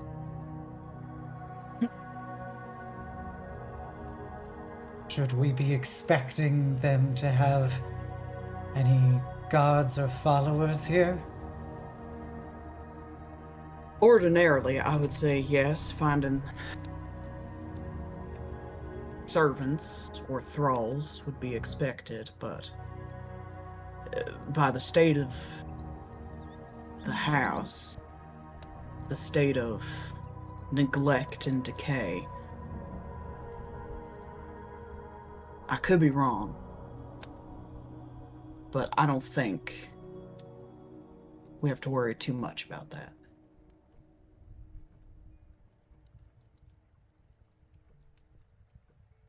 All right. I'll trust in your judgment.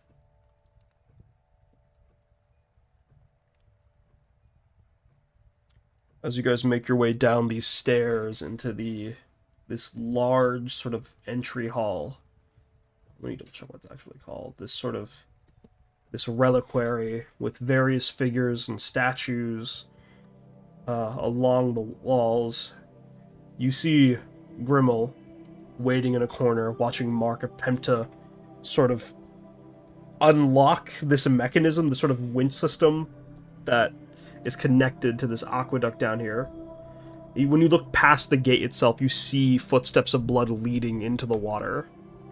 And more importantly, you see a corpse standing here. Not of Joe, not of I was anyone. going to say, but Joe is right there. Oh, shit. Yes. You didn't see that? You see a Whoops. corpse of Joe. Hey, Joe. My bad. You see a corpse in this square specifically. I didn't have time to draw it, Okay. unfortunately, but you see this decaying woman standing upright and at attention, her sword plunged into the ground in front of her. It's as though she herself is keeping watch with her body at the very least. Her soul may be gone, but her flesh remains at guard.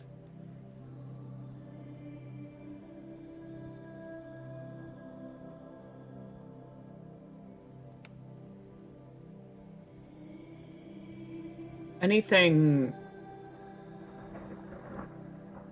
like on her to sort of identify like anything about even just like her status, like the clothing, the weaponry? She's dressed as this sort of incredible knight. The armor itself hasn't actually rusted. The chain underneath might have like been chipped away, or it might be chipped up certain parts or rusting along the edges, but her armor itself remains ever glowing and bright. She wears this cloak made of dark black feathers. Her hair, what remains of it, are these little strands of black-purple hair. And Ravenia would notice this. There is this sort of religious symbol of the Raven Queen. Seems to have been a follower of hers, or a knight with an oath to the ravens, perhaps.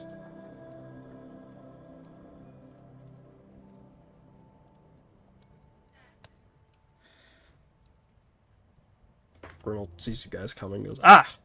Friends!" And Azumgi, as he pats Jericho on the arm. "Ah. Glad to have met you. Glad to have seen you guys have come down." You've wandered a fair distance. Find anything useful? We found them. Or, well, we assume. When we heard that door open, I saw her head peek through, and he points through the gate of the aqueduct where you see Glimmer, or, well, her body on an altar, and you see Joe kneeling with various markings on the floor around him and incense lit in the middle of a ritual. Frickin' Joe. I imagine that's something we ought to interrupt. Yeah, but the boy, he points to Mark, who's been fucking with this winch for what appears to be the entire time you guys have taken to get down here. It's not. It's like the damn thing won't move no matter which part I hit. It doesn't want to. Like, it doesn't want to let us in there. Do you need some help? He'll kind of lean down and pat his shoulder a bit. Listen, just see I'm putting pressure on this part with my lockpick. If you could do the same with, like, I don't know, a crowbar or something. See if you get more give than I can. I'll give it a try. I actually have one handy. Mm-hmm. Perfect. Knew a guy like you'd be handy. Gives a big toothy grin, and should I try another strength? Yeah, go ahead. Come on. Big lock picking paladin, come on. Come on! 20! Non-natural. Alright, mod natural. Unnatural 20. As you push against this one little thing holding the way, you feel as though it's not the winch itself, but some external force trying to stop you from opening it. And as you finally break through and rip the actual instrument apart, causing the ropes to go haywire and the actual aqueduct to lower itself down, you feel as though... Actually, you know what? I will say, because everyone like hears the snap and looks at you, as you all turn back, you look to see the corpse of the dead soldier, or the dead knight, looking at you, Warwick. And even though its muscles have deadened, its skin is decayed, you can see a sort of concerned look on its face, as finally its body falls over, and the symbol of the Raven Queen falls towards Ravenya's feet.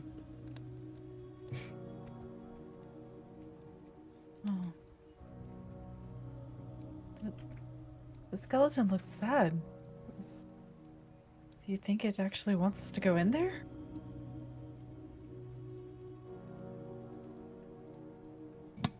Don't think it particularly matters what it wants. We have a job to do. Yeah, you're right. Sorry. Just... Yeah, we should go in then.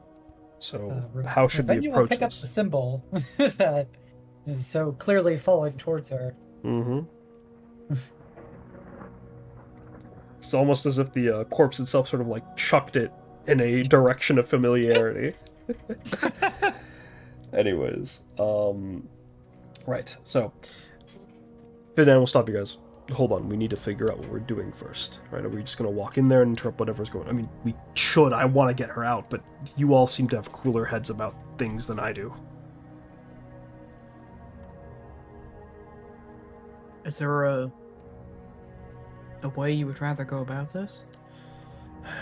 Joe didn't seem malicious, right? That doesn't mean he isn't. He was a skeleton we only knew for a few hours. I just wanted to have hope as he draws his sword. And you can all start entering the little, this little, this little ritual chamber of sorts, water pooling at the bottom. Stop yourselves on this line specifically. You can be on these stairs in upper area, but, like, don't go past where Callum and Grimwell are.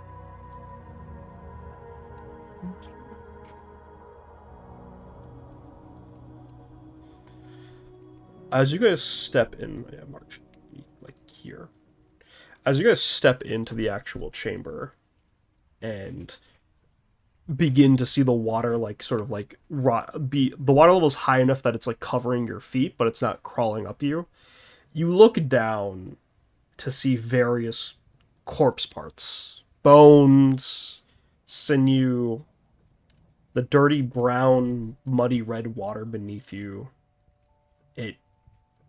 It is uncomfortable to step around in this. this sort of sloshing mesh of corpses as you look in the back to see the source being a pile of bodies and various weapons and armaments of various people who are trapped here, much like you were. And if no one is going to stop him, Grimmel is going to be the first one rushing up to Joe. Kill him! Oh, hell yeah. I'm going to give Grimmel advantage on this attack because Joe is in full trance in a thing right now, so he would... Is Joe the only other person in the room other than Glimmer? Yeah, it's just him. Mm-hmm. Alright, so that hits. Joe does not have a lot of HP, so...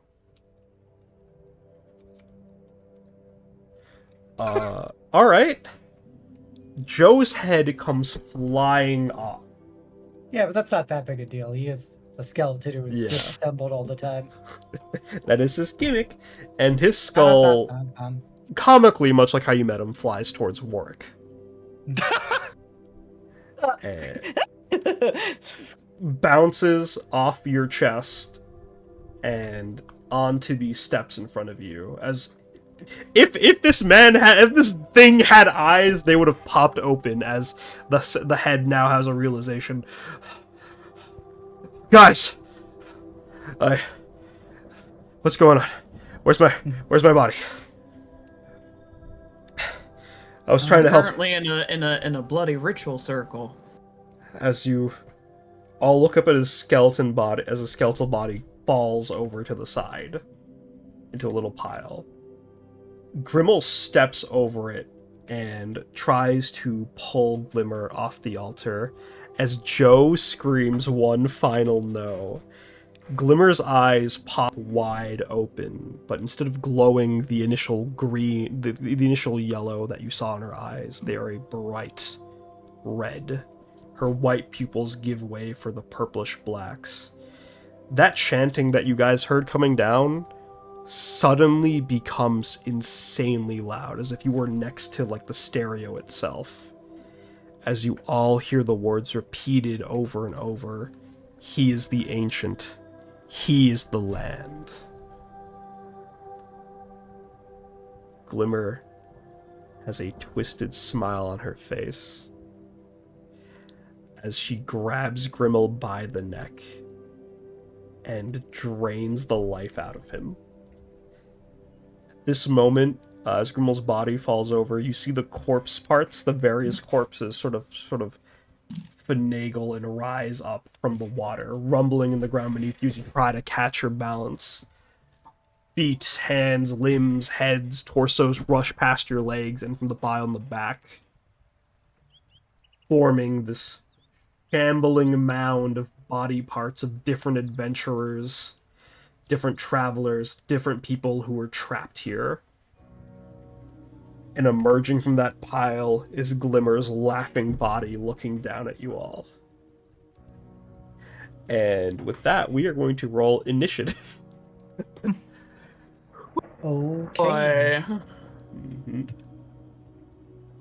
There Thankfully, What about we our- didn't get attached to these people who just instantly died. I didn't kill all of them. I didn't. They're not dead.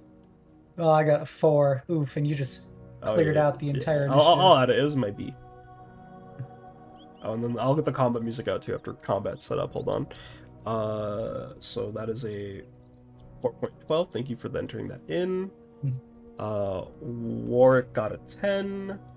Oh, big ol' no decimal points. Big ol' simple man. I love him. Jericho got 18. Where is my man Jericho? That should be all the players. Shambling Mound will act on the following turns. Wait, am I on the... Is this fucker in the map layer? Oh, he is. Okay, hold on. Yada yada. Alright, so I give him turns. He gets 1 turn.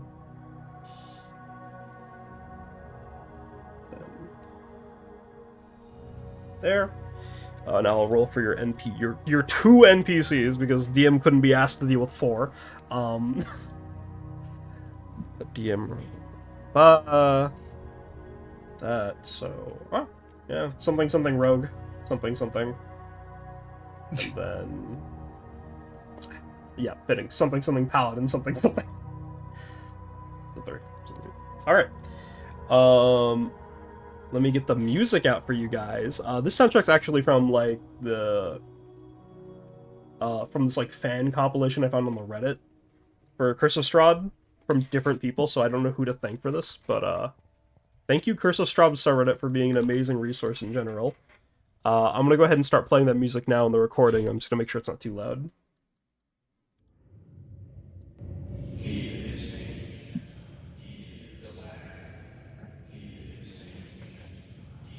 Alright, you guys are hearing this chanting now from its real source.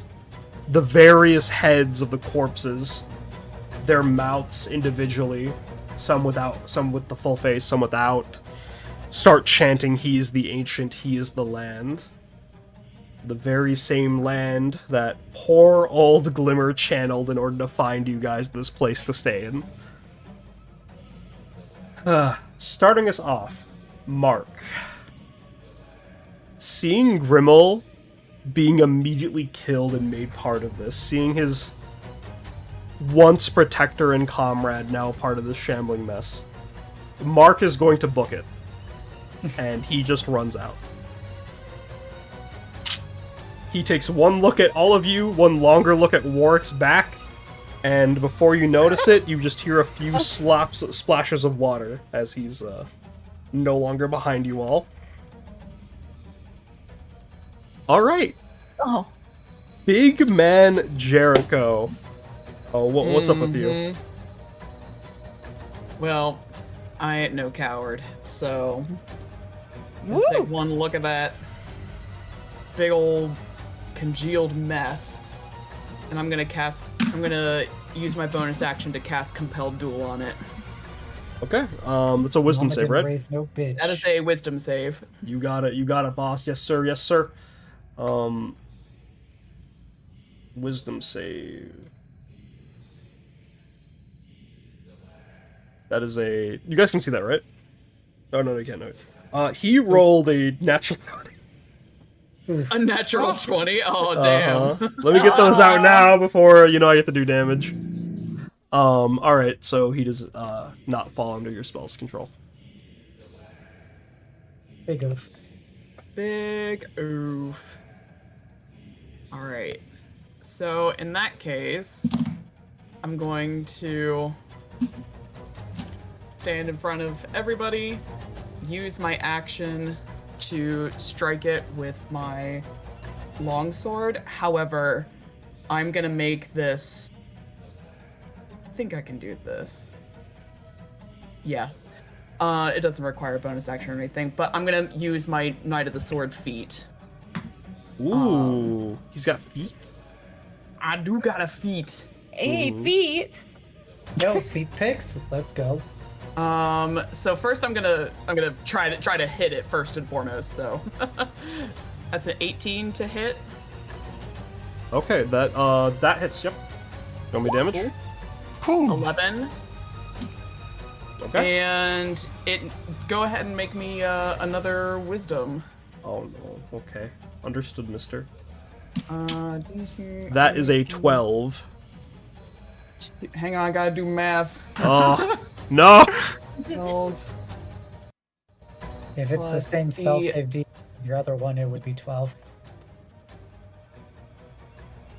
Oh, this one's 13. Ooh. Yeah, he does not. He doesn't beat it. Sick.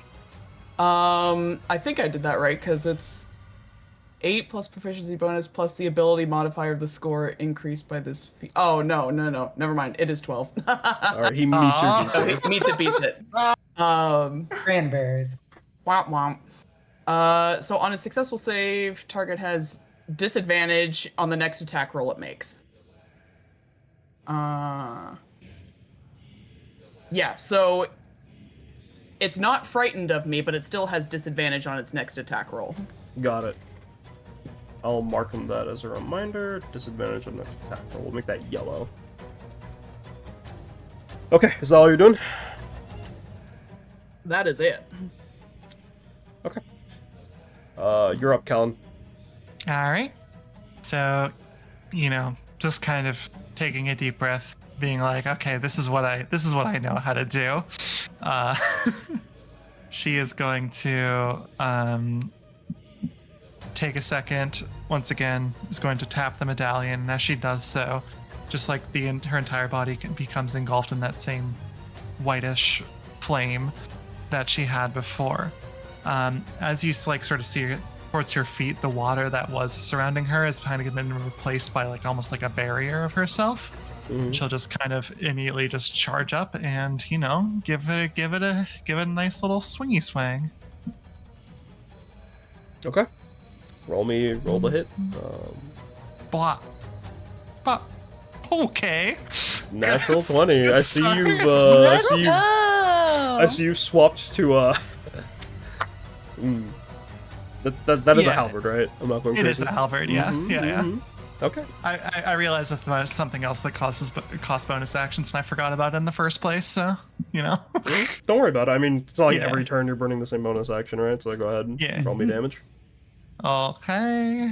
I'll click the button. That So is 12. Yep, that is 12 damage. And then Good job, man. the genie's wrath thing, does that crit too? That's a die roll, right? Or is that flat?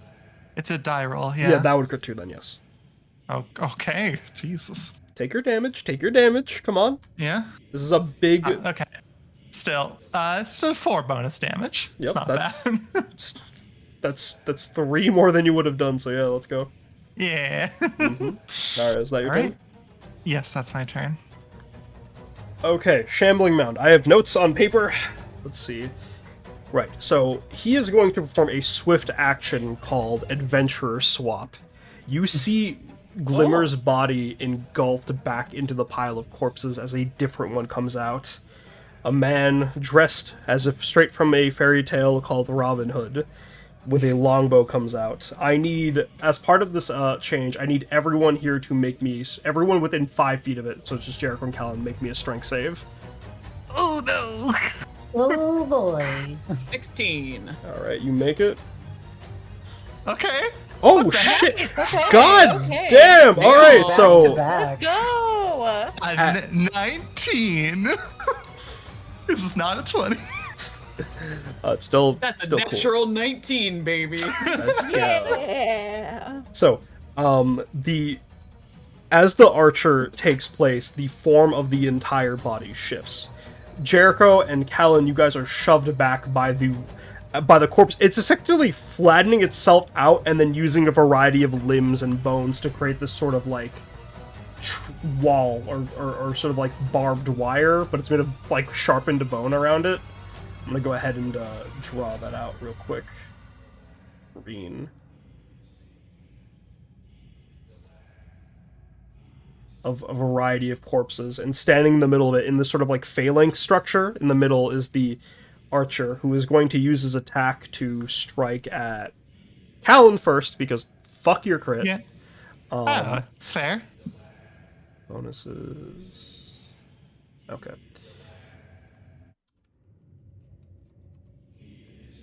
Okay, that's a natural 20. Jesus. That's Oh fair. my god. Hit me back. It's All only right. fair. This is going to be... That is going to be 9 piercing damage as the arrow flies at you. And then he's Alright. going to make a second attack at Jericho.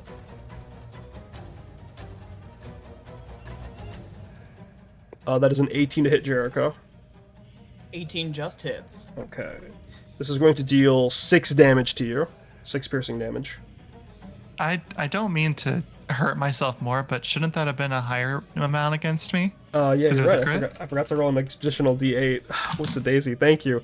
That You're is going welcome. to You're be... so welcome. That is going to be a 10 in damage. As in like an 16 additional one, damage. an additional one to what you just took. Oh, I okay, rolled. okay.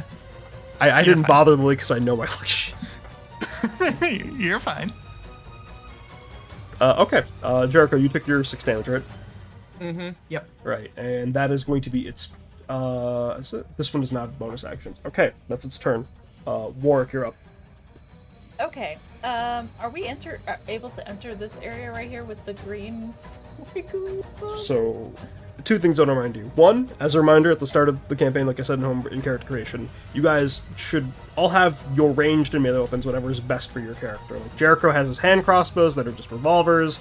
Warwick, if you have javelins, you would have javelins. Yes. Secondly, you can enter that space. You don't know what'll happen if you do. Gotcha. Okay, so I do have my javelin, so we'll take we'll keep the distance for right now. But go ahead and try to attack with that. And again, as a reminder, you guys are allowed to I'm allowed to call smites on your ranged attacks. Okay, good. Okay. have to Well, hit it doesn't first. matter anyway. I have to hit first, which doesn't seem to happen. Actually, that hits. A 9? Does it Wow. really? This is a big pile of corpses. I kept the AC low and the HP high. So, Makes go on. sense. Hell yeah. Okay. All right. Well, because Ward does not like this, so I'm gonna go ahead and divine smite it. Then. Alright, this god-awful abomination, believe it or not, is vulnerable to radiant damage. So go ahead and roll your... That Wow. is 18 damage. So 4 off the piercing, and then 18 off the divine smite. Do you want to describe what your divine smite looks like? If, like, plants or flowers come out of, like, the wounds that you hit? So it is basically like I would say like soil almost. So when it goes out, there are little sprouts that come out when he does it, but it's more like a lot of dirt vegetables. Like there's some like potatoes, or there's some rocks mixed in the dirt. So it's very like ground based. So, like, I where love the idea of this javelin hitting and potatoes flying out.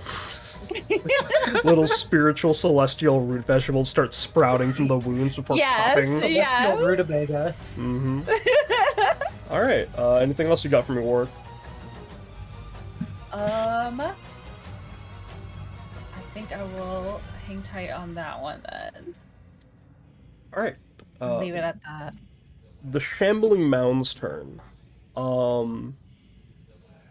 I see no reason to shift forms. You guys have not scared me enough. I'm gonna fire 2 more bolts, one at Warwick, one at Vidan, or 2 more arrows. Don't overthink it. Don't look at the other shit you wrote. An 11 doesn't hit Warwick, I'm guessing, yeah? It does not.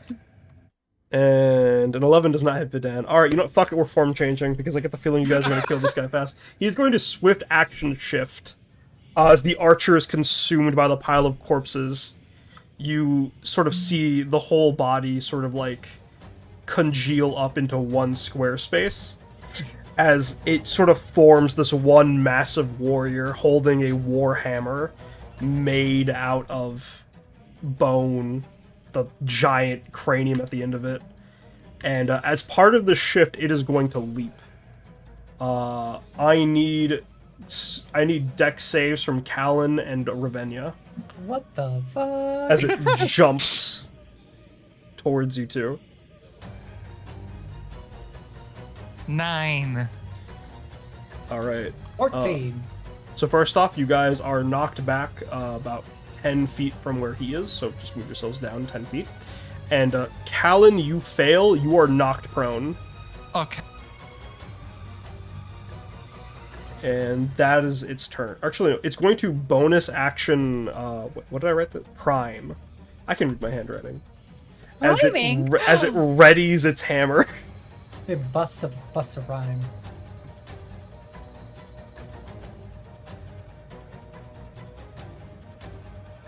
My turn? Yes, it is your turn, Ravenia. Okay. I have to move myself more centralized for nomming purposes. So I'm gonna go here. And I am going to start off trying to rend his mana to gauge if he takes psychic damage. Mm-hmm. So, make a intelligence saving throw. Alright. Let's see if this pile of pork... No.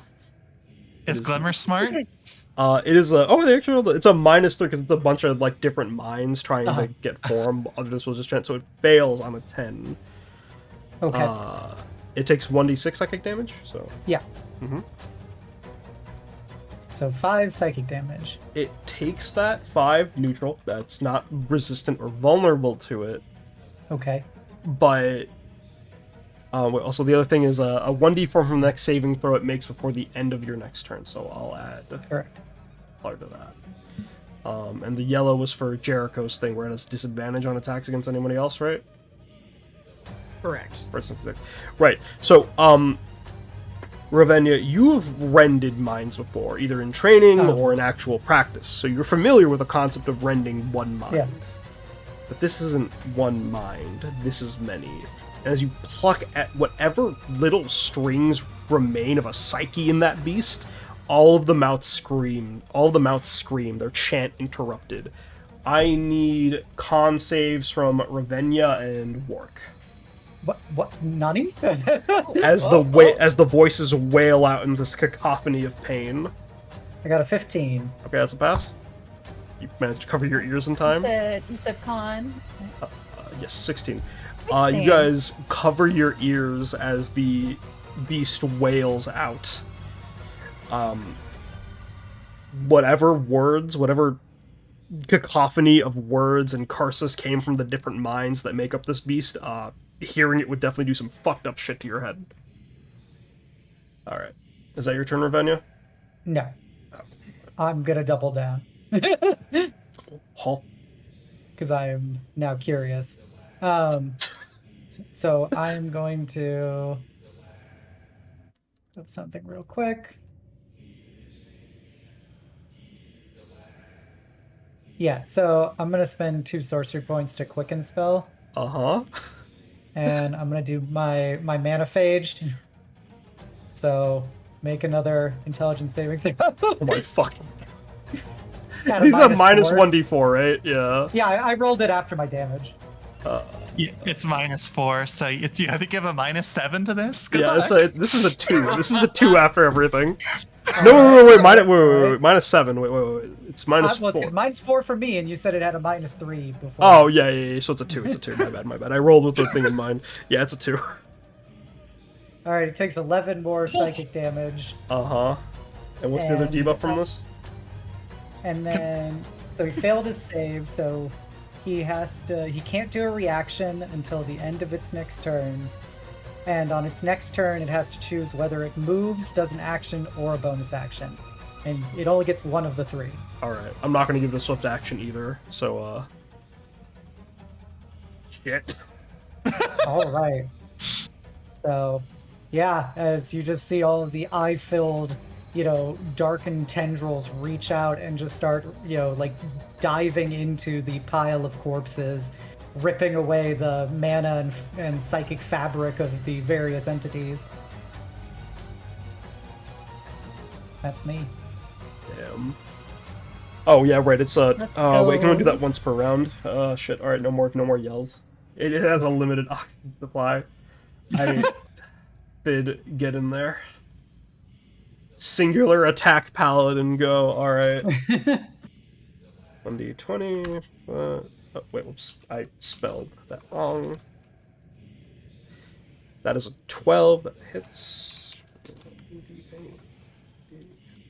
6. So that's 10 slashing damage from Fid's great sword cleaving through, and then he is going to Divine Smite, seeing how effective it was from Warwick. For 18 more damage. Ooh. Spicy. Yum. Splashes of water and flower petals come out from his smites. Does anyone plan on using a 2nd level spell slot next turn? Maybe. Because otherwise I'm about to gain a spell point from this guy. So, yeah, I'll use my reaction to drain some of the divine energy that coursed off of that to gain us temporary sorcery point. Mm-hmm. Yeah, given the nature of how crazy combat is, no one will really notice as you just manipulate the weave. You're a spellcaster, it's normal. Eat the spell slot. Alright. Jericho, you are up, my man. Yep, he's running forward. Doop, doop, doop, doop. Let's go, Paladin. Yeah.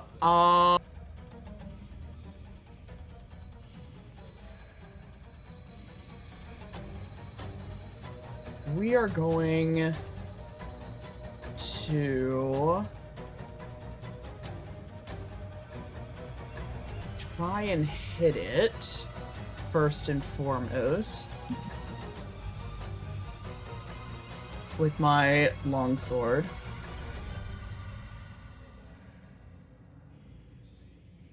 Ooh, 13. Oh wait, it It's 9 that should hit. Wait, what? 13 to hit. Yeah, it's... And you know what? I saw 2 other paladins, Yeah. I mean, if we're all partaking in you this, know what? The I'm Lord not about to get provides. one up tier, so. pass around the 2d8. Yep. Alright, 5 slashing, Do your 2d8 and plus And another 20. 10. damage, Yep. 20 He's weak radiant. to it, so you double it for 20. Jericho, what does Eek. the Man of Sorrows smiting look like? It looks like it kind of looks like oh gosh. I've kind of thought about this for a while, and I had a few options, so I guess I need to just hard commit to one now. We can hold off and then you can You describe could it. also have multiple types of smite manifestations. Yeah, that's fine too. Yeah. The first thing that comes to my mind is it looks like a direct juxtaposition to Fadan's, where it was flower petals and light. This is like thorny briars just lashing out at this being. You could also have nails rupturing out of his body. Very Crown of crucifixion thorns style. across your blades. All right. Is there anything else you'd like to do, Jericho? You know what? I gotta give it one more chance, just because I think he would. We're gonna try to compel duel one more time. All right. I'll do a wisdom save. That is a 5. Yep. So it is now, blah blah blah. It has disadvantage on attack rolls against creatures other than me. And this will end if I attack any other creature, but I don't think that's a problem right now. And anytime... Oh, it has to make another saving throw every time it attempts to move away more than 30 feet away from me. Which I don't think is going to come up in this room right now. Yeah, it's kind of mushed in a corner right now. All right. Is that your turn then, Jericho? That is my turn. All right, Callan. This thing is very fucking hurt. Yeah. Callan just kind of like, she just got knocked down, so it's gonna take a second, stand up, use that, down, but I She'll can get up again. again. Kind of gonna shake her head, and it's been like most certainly noticing how the holy energy of the paladin squad has been quite effective. Our many paladins. Yeah. We brought 3 paladins into Curse of Strahd, baby. And is going to just kind of quickly point to Warwick and just say, Warwick, another one. And is going to use her commanding strike feature to order you to make one weapon attack as a reaction. Oh, nice. Okay. I can So, just. roll an Shoutouts to attack the shoutouts to the Dragonlance book. Yeah. Oh, I suddenly feel compelled. Okay. Yes, ma'am. Your arm reflexively starts chucking javelins. I will say for now, Warwick can make a move as part of that attack, but for the future, the ally can only like hit within their like range, right? Because it doesn't say that they can move as part of it. Unless I assumed he was I gonna think they throw had the oh, yeah, javelins javelin that out, works right? too, yeah. Yeah. But Yeah, it's yeah, cooler. yeah. I'm gonna say this thing is so It's hurt. whatever. It's hurt enough that I'm pretty sure Warwick could kill with the great axe, and that sounds cooler. I think Yulia, if you want to kill with the great axe, I'll let you. Oh, okay. All right. So, yeah, then he'll just pull out the fucking great axe and charge at it and Roll the Hopefully hit. There is a chance that like it's not enough damage, but so roll. Okay, so Okay. Eight does damage. It is still standing though. Gotta smite it. can I? Well, I guess I. You can. You can Yeah. always smite as Can long as you I? hit Can Yeah, something. Uh-huh. you can call smite after it Oh, hits. yeah. Yeah, it's the cool fucking hit and then don't look back. All right, that's Another 22. all right. That is double his HP. All right. Given the nature of how this happened, Lily, Yulia, how would you two like to finish this?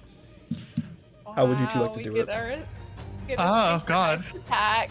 I mean, it's really just Callan being a commander. She has identified that there is a weakness being exploited, and it's just basically just like making sure like to motivate the team enough to perform at their full potential. So I will let Yulia take the rest of it. Oh, okay. So as Kellen is like sick him Warwick, he's gonna Bark. do a little like he's gonna do like a small little arc and like take out his axe and just bring it down. Thank you, Vane. Come on, mongrel, rough. Oh my God, Percival Vane really is just Callan Warwick, isn't it? And with that, its last sight being the silhouette of Callan's body pointing down on it, followed by Warwick swinging down with its great axe. This thing is cleaved in twain. I'm gonna go ahead and swap the music back to that little ambiance thing I had earlier. You all note that as the bodies split apart, the one thing keeping it together at its core is Glimmer's dead body. As she now slumps to the staircase, Fid catches her and just holds her close.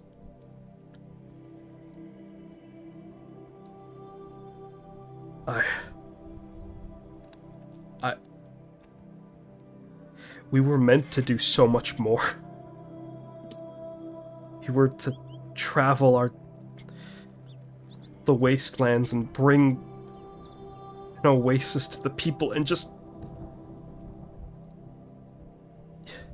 You lost it all here trying to find an oasis for us. And he just starts crying into her body.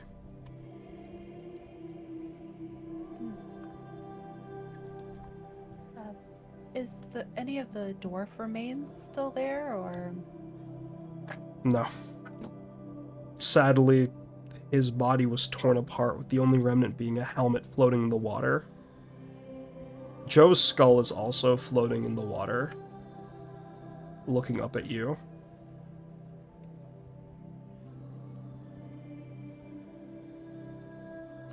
He's gonna walk over and pick up the helmet, and he'll pick up Joe's head as well. Just kind of cradle them both. That's real soft. It's real nice of you. Oh, still hanging in there? Normally I could just reattach my head, but after that spell I was trying to do, I think I'm kind of tapped out. That Glimmer girl, she woke me up in the foyer and was telling me to help her. She was seeing visions of the land. Thoughts and spirits of all sorts were trying to channel through her. She didn't want anyone to worry, so I just followed the lead, and, well, here we are. Couldn't stop her, huh? I don't What think were there you was- doing, if you don't mind my asking? An exorcism, but I thought it was just one angry spirit. But it's like everyone who's ever died in that house tried to go through her. Who died through these lands went through her, but it's weird, because when you die, you're supposed to move on, right? So what are all these souls still doing around here? One moment. You said you were performing an exorcism? Ironic, I know, it's kind of taboo for where I'm from, but, somebody needed my help once before, and, well, it didn't end well for me then, so I should have known it wouldn't have ended well for me here either. It kills being kind, kid. Looks at Warg. Do what we can, though, huh? Speaking of things we can do, do you mind putting me on the patio on the way out? I think I want to just leave my head there and stare off over the hillside. And if anyone ever makes it through those mists to where we are, that can be a sort of warning. You know? He'll give a little nod and The just jaw. like hug him. Hug the head. Thanks, kiddo. The jaw goes slack. You are now holding a skull. Nothing magical or fancy or Joey about it.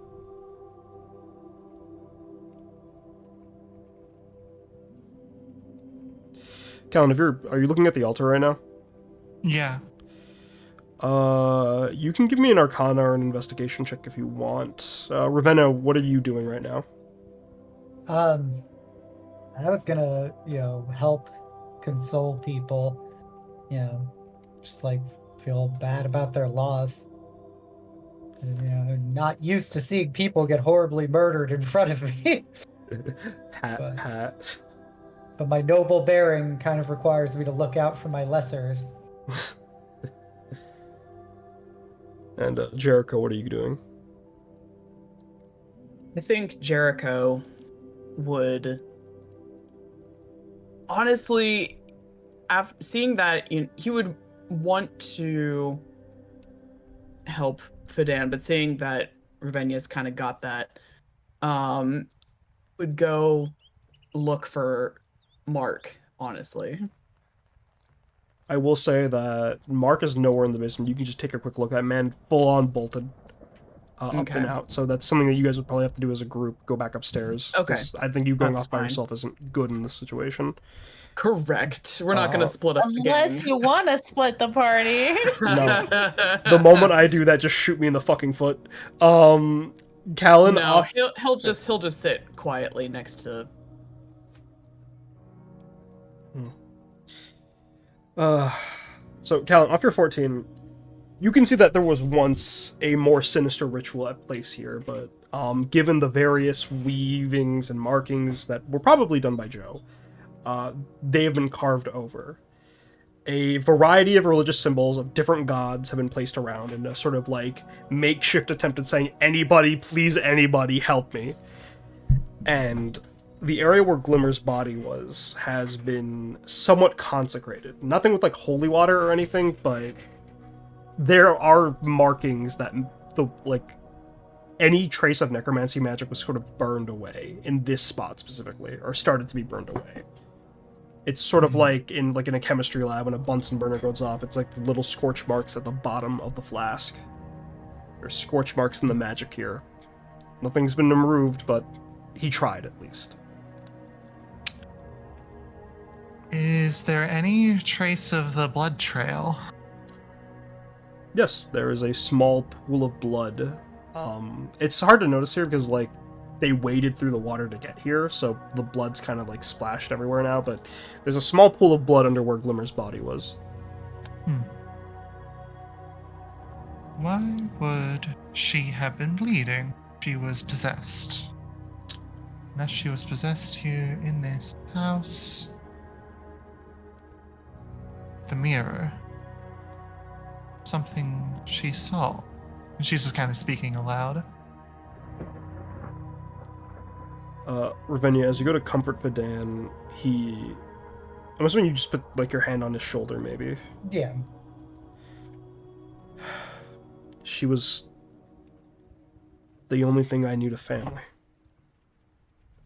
Where we're from, kindness is rare, so what she gave me meant all the more, and I lost her. Because she just wanted to be helpful.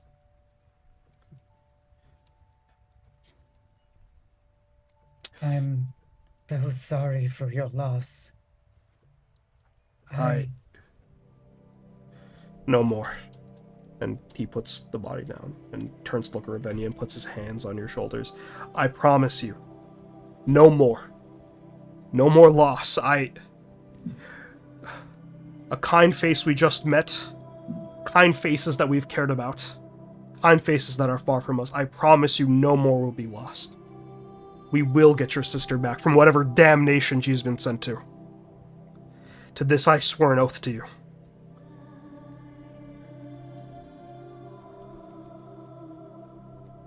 Ravinia will look very shocked at this whole exchange, and then just start tearing up some black liquid for a bit as she nods and goes, "No more. We will lose no more."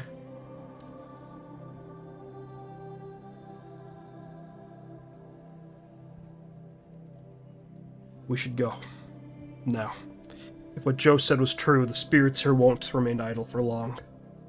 We can take our chances with the mist outside. I think it honestly might be as even a chance as we'll get to this place. Are you all in agreement? Anywhere would be better than here. Agreed. Agreed. After all, there seems to be something sinister at even beyond any of our comprehension of what we found here so far, and I don't exactly want to be here to find out anything more. Right. Puts his hand on Jericho's shoulder. Strong front, right? Strong front.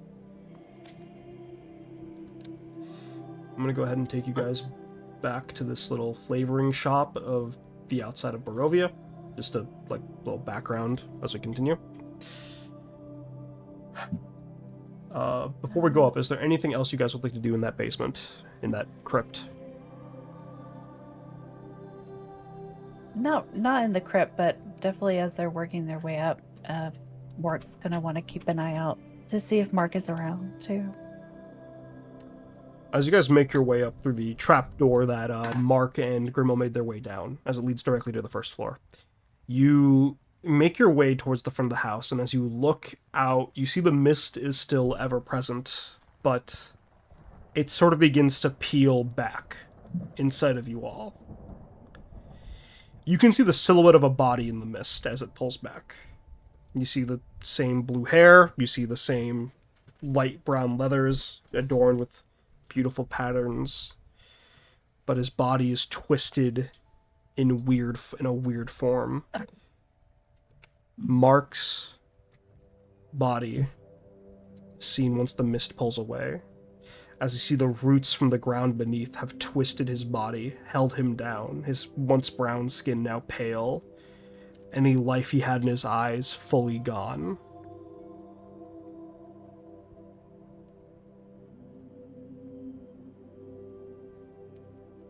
Damn. What?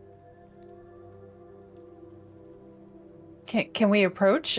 Can we the go mist has towards peeled it? back. His body is just out there, held down with roots on the dirt. Work is gonna drop the helmet and run to peel off the roots. As you peel them away, it feels like the tentacles of an octopus, the way they've wrapped around him as if they were like suction cupped to his skin. As you peel away and reveal the red marks where they bound him, his body sort of like kind of returns to a state of normalcy as best as it's not in a weird. I'm saying it's not bent weirdly anymore as you free him, but there's no movement. Just this forever locked, pained, shocked expression. However he went in that mist, unbeknownst to you all, it was painful and agonizing. And worst of all, he died alone.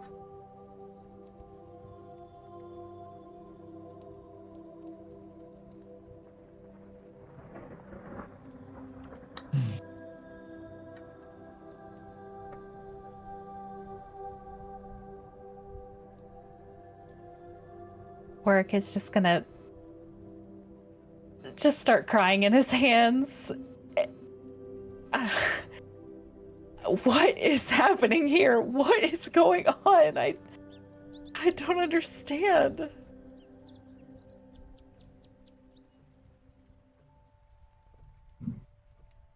This place so evil. I feel it only fair that I take responsibility, as I told you that I would get you home safe.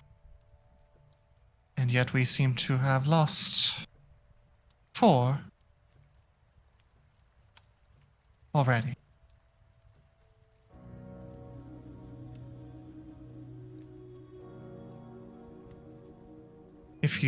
If someone else wishes to lead, I understand the decision.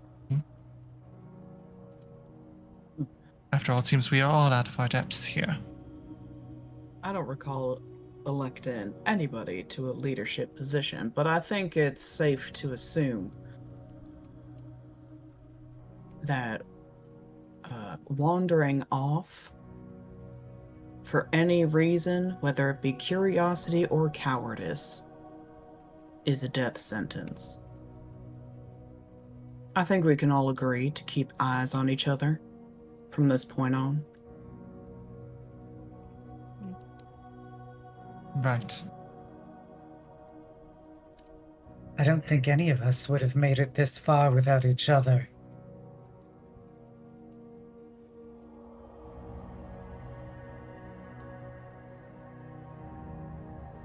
Well, Yeah, well, we have to stick together then.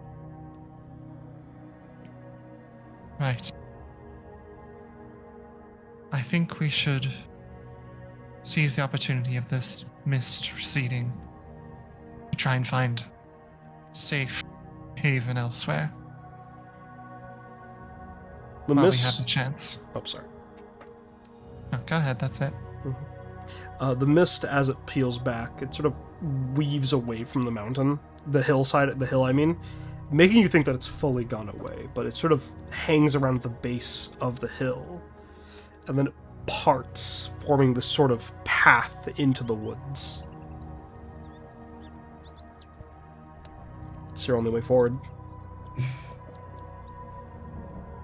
Man, Barovia literally railroading us. Yeah. I mean, we haven't gotten to the train part yet, but please.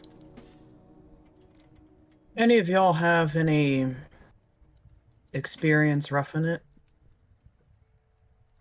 Yes. Mm-hmm. Work. No. Remember what I said about keeping close, Miss Ravania?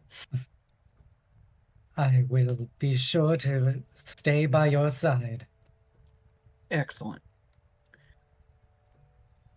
Fadan, are you Yes. gonna stay with us? Yes, I see no other path forward but forward. I'm sorry, it's just right after I made my oath to lose Mark like this, His cowardice is not your responsibility, Fadan. Agreed. It's regrettable, know but It's hard to lose a friend, but he made his choice.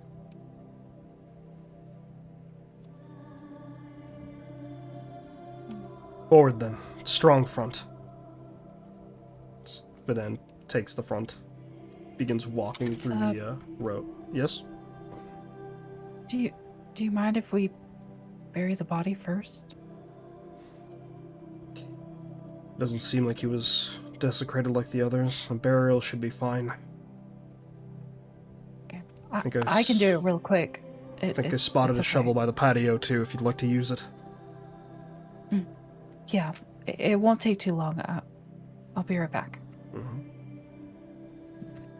Yeah, he's gonna kind of do a rush job. I mean, it's not nearly as perfect, but gonna make a nice hole in the ground for him and bury it along with Grimmel's helmet.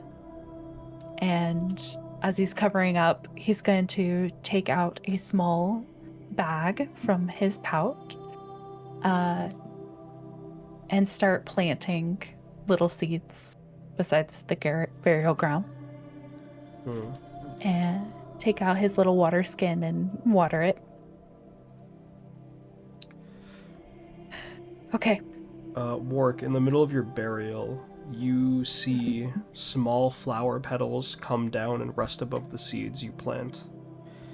And as you look up, you see the very pale, ghostly figures of two children looking somberly down at you from the upper floor, as a sign of, we will watch over them as best as we can.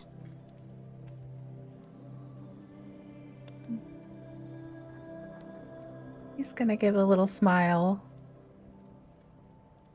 Close his eyes even though he doesn't know who he's praying to. Before he gets up and goes to the rest of the party. Alright. So assuming at this point you guys move forward through the mist path. Yep. Onward. Mm-hmm. As you guys make your way through the path in the mist, you enter the woods. And the woods themselves, these aren't like a very thick, this isn't a very thick forest. The trees are very sparse and spread out. Nothing's really hiding any animals you see that hop through, like a lone wolf or a raccoon or an owl. It's very clear. It's a very sparse forest. The mist itself is like your only real thing guiding you at this point. Any shrubbery you can just walk over. As you guys make your way towards this sort of clearing in the forest, see the trees sort of spread out even further into like a circle. You see, first off, your initial thing is there's no more forest. You see the beautiful silhouette of a town, like a small town, but like civilization. So they're hopefully people. You see lights and the silhouettes of people way down in the distance, but before that, your eyes turn to meet the gaze of a pale, dark-haired man with long, flowing hair sitting on a tree stump, whistling through a leaf. This is the man who is in the books. This is the man who had his statue in the basement of that home.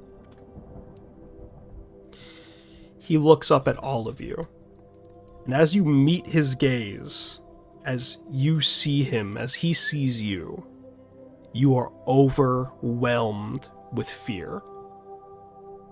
What are your initial responses to a being that you know could just kill you?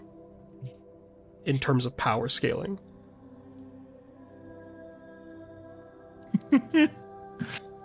Power scaling's a weird choice of words, I know, I'm sorry, but...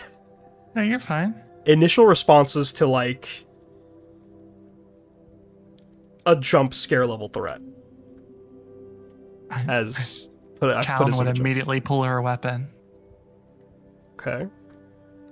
Vanya would start gathering magic around her. Mm-hmm. I think Warwick would pull out his weapon as well.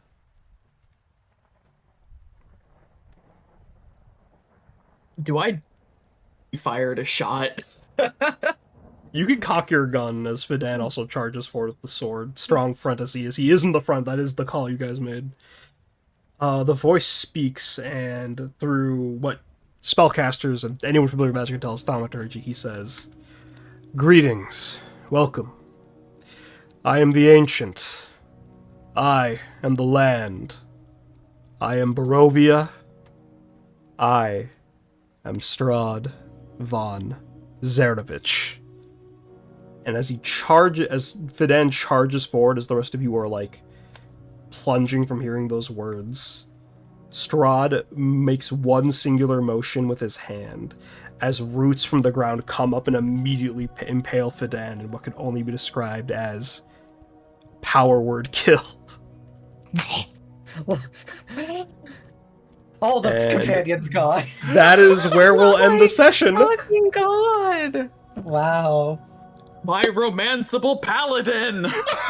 I didn't expect for you to kill our third paladin. I had to pull a George R. R. Martin to set the stakes. All right. Yeah. Yeah. I do not expect you to kill every single person you introduce to us. Yeah. Yeah, Yulia, go ahead. Yeah. No, I'm just so shocked. Oh my god. This is Barovia. This is Curse of Strahd. And since the mood's already like passed, I just want to quickly make a note. I'll put this in homebrew later. My version of Power Word Kill does not scale with HP. It scales with the challenge rating versus level. And if a being can kill you, you will know that immediately. And it won't normally be their option. So I just want you guys to know I will not Power Word Kill you unless you're like Unless not being yourselves. So yeah. And I think that's where we'll end for the night, as it's almost All right. time. Okay, on that note, we can end. Any thoughts you guys would like to share before I send our lovely viewers off to the end screen? TPK. Hey, it's a good thing we Poor have each other because all our NPCs. companions will die. Even the ones who are already dead. Especially them. I hope you all enjoyed your border control death house. Man, papers, please get Oh. real hardcore. All right. So before we send off our players, send off our viewers, thank you all for watching. I hope you enjoy. The Death House is a really fucking bad one-shot intro to Barovia, so just cook with it like I did. It's an intro to Barovia. That's my take on it. So you should set the stakes for your players, and by that I mean Def. Any final thoughts before we say goodnight? Nope, not from Thanks, me. DM. Thanks for trauma. I love you guys. Okay. We love you too. Mhm. All right, everyone. Bye. Bye. Bye. Yeah.